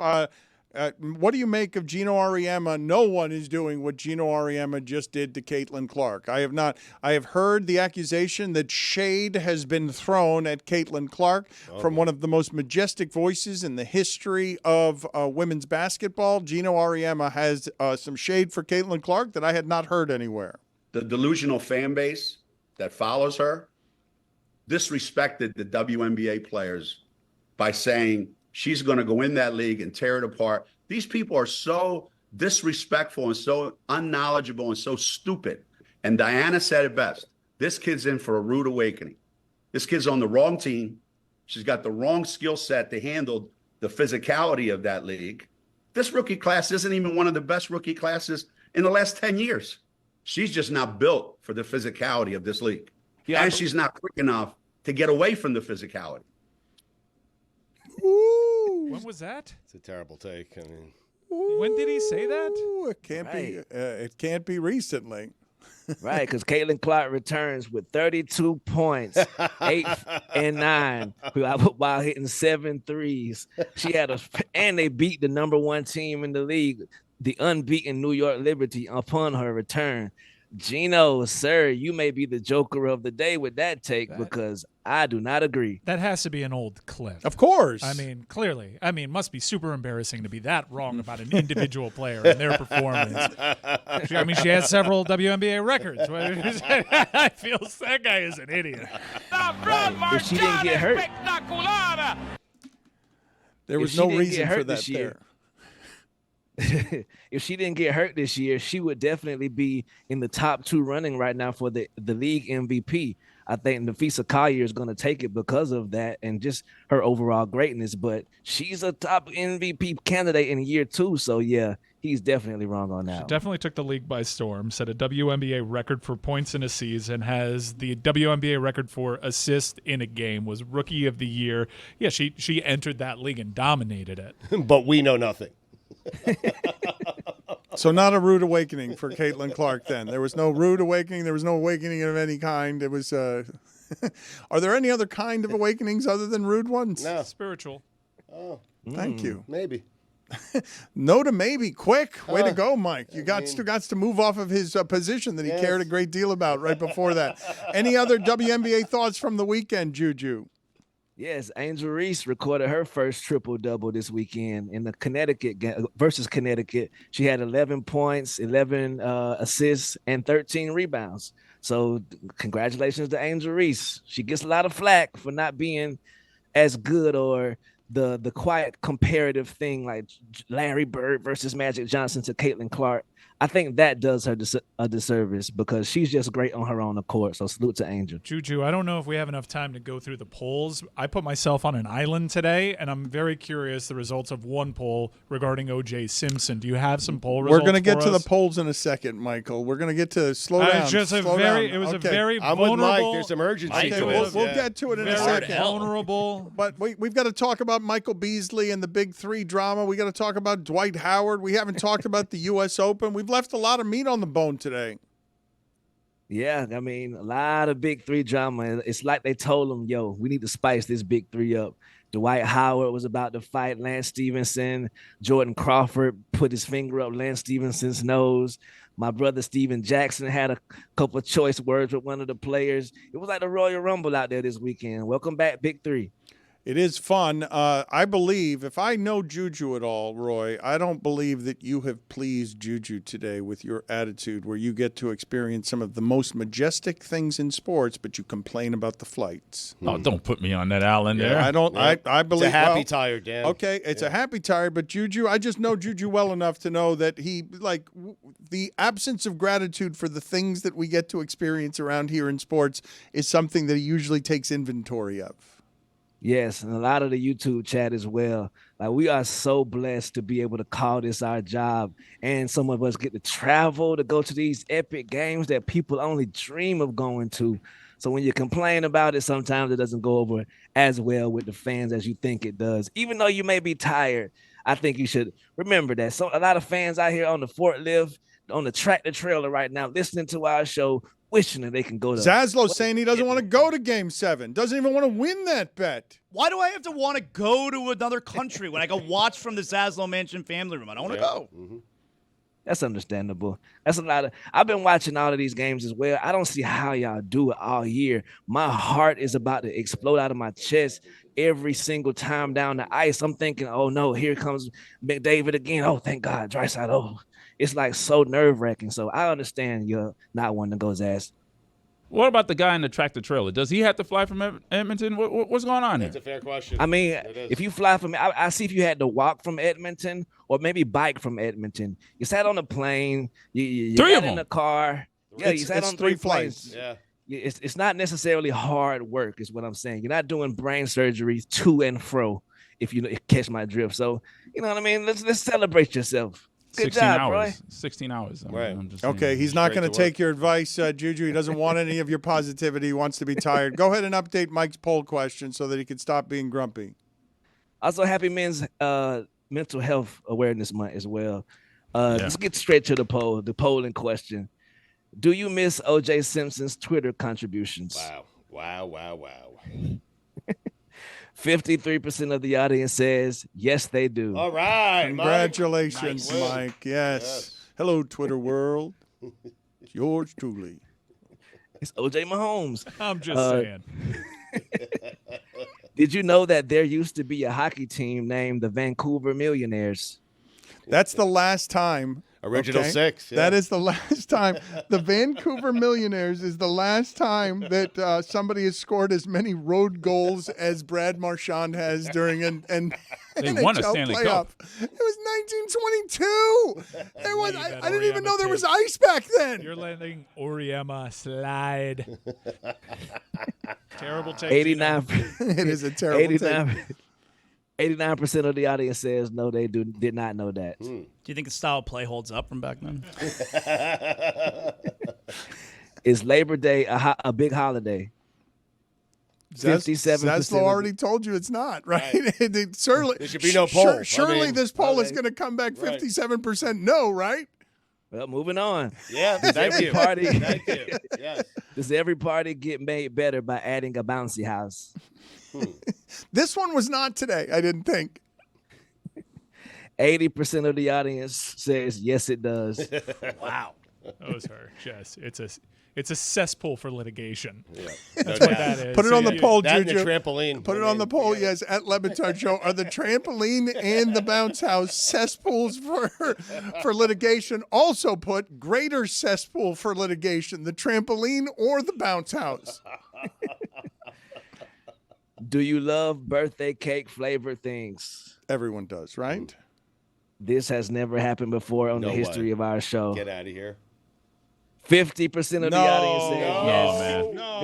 50% of the audience says No. no. You lying. You are lying. Can you believe birthday cake flavoring is more polarizing than enjoying O.J. Simpson on Twitter?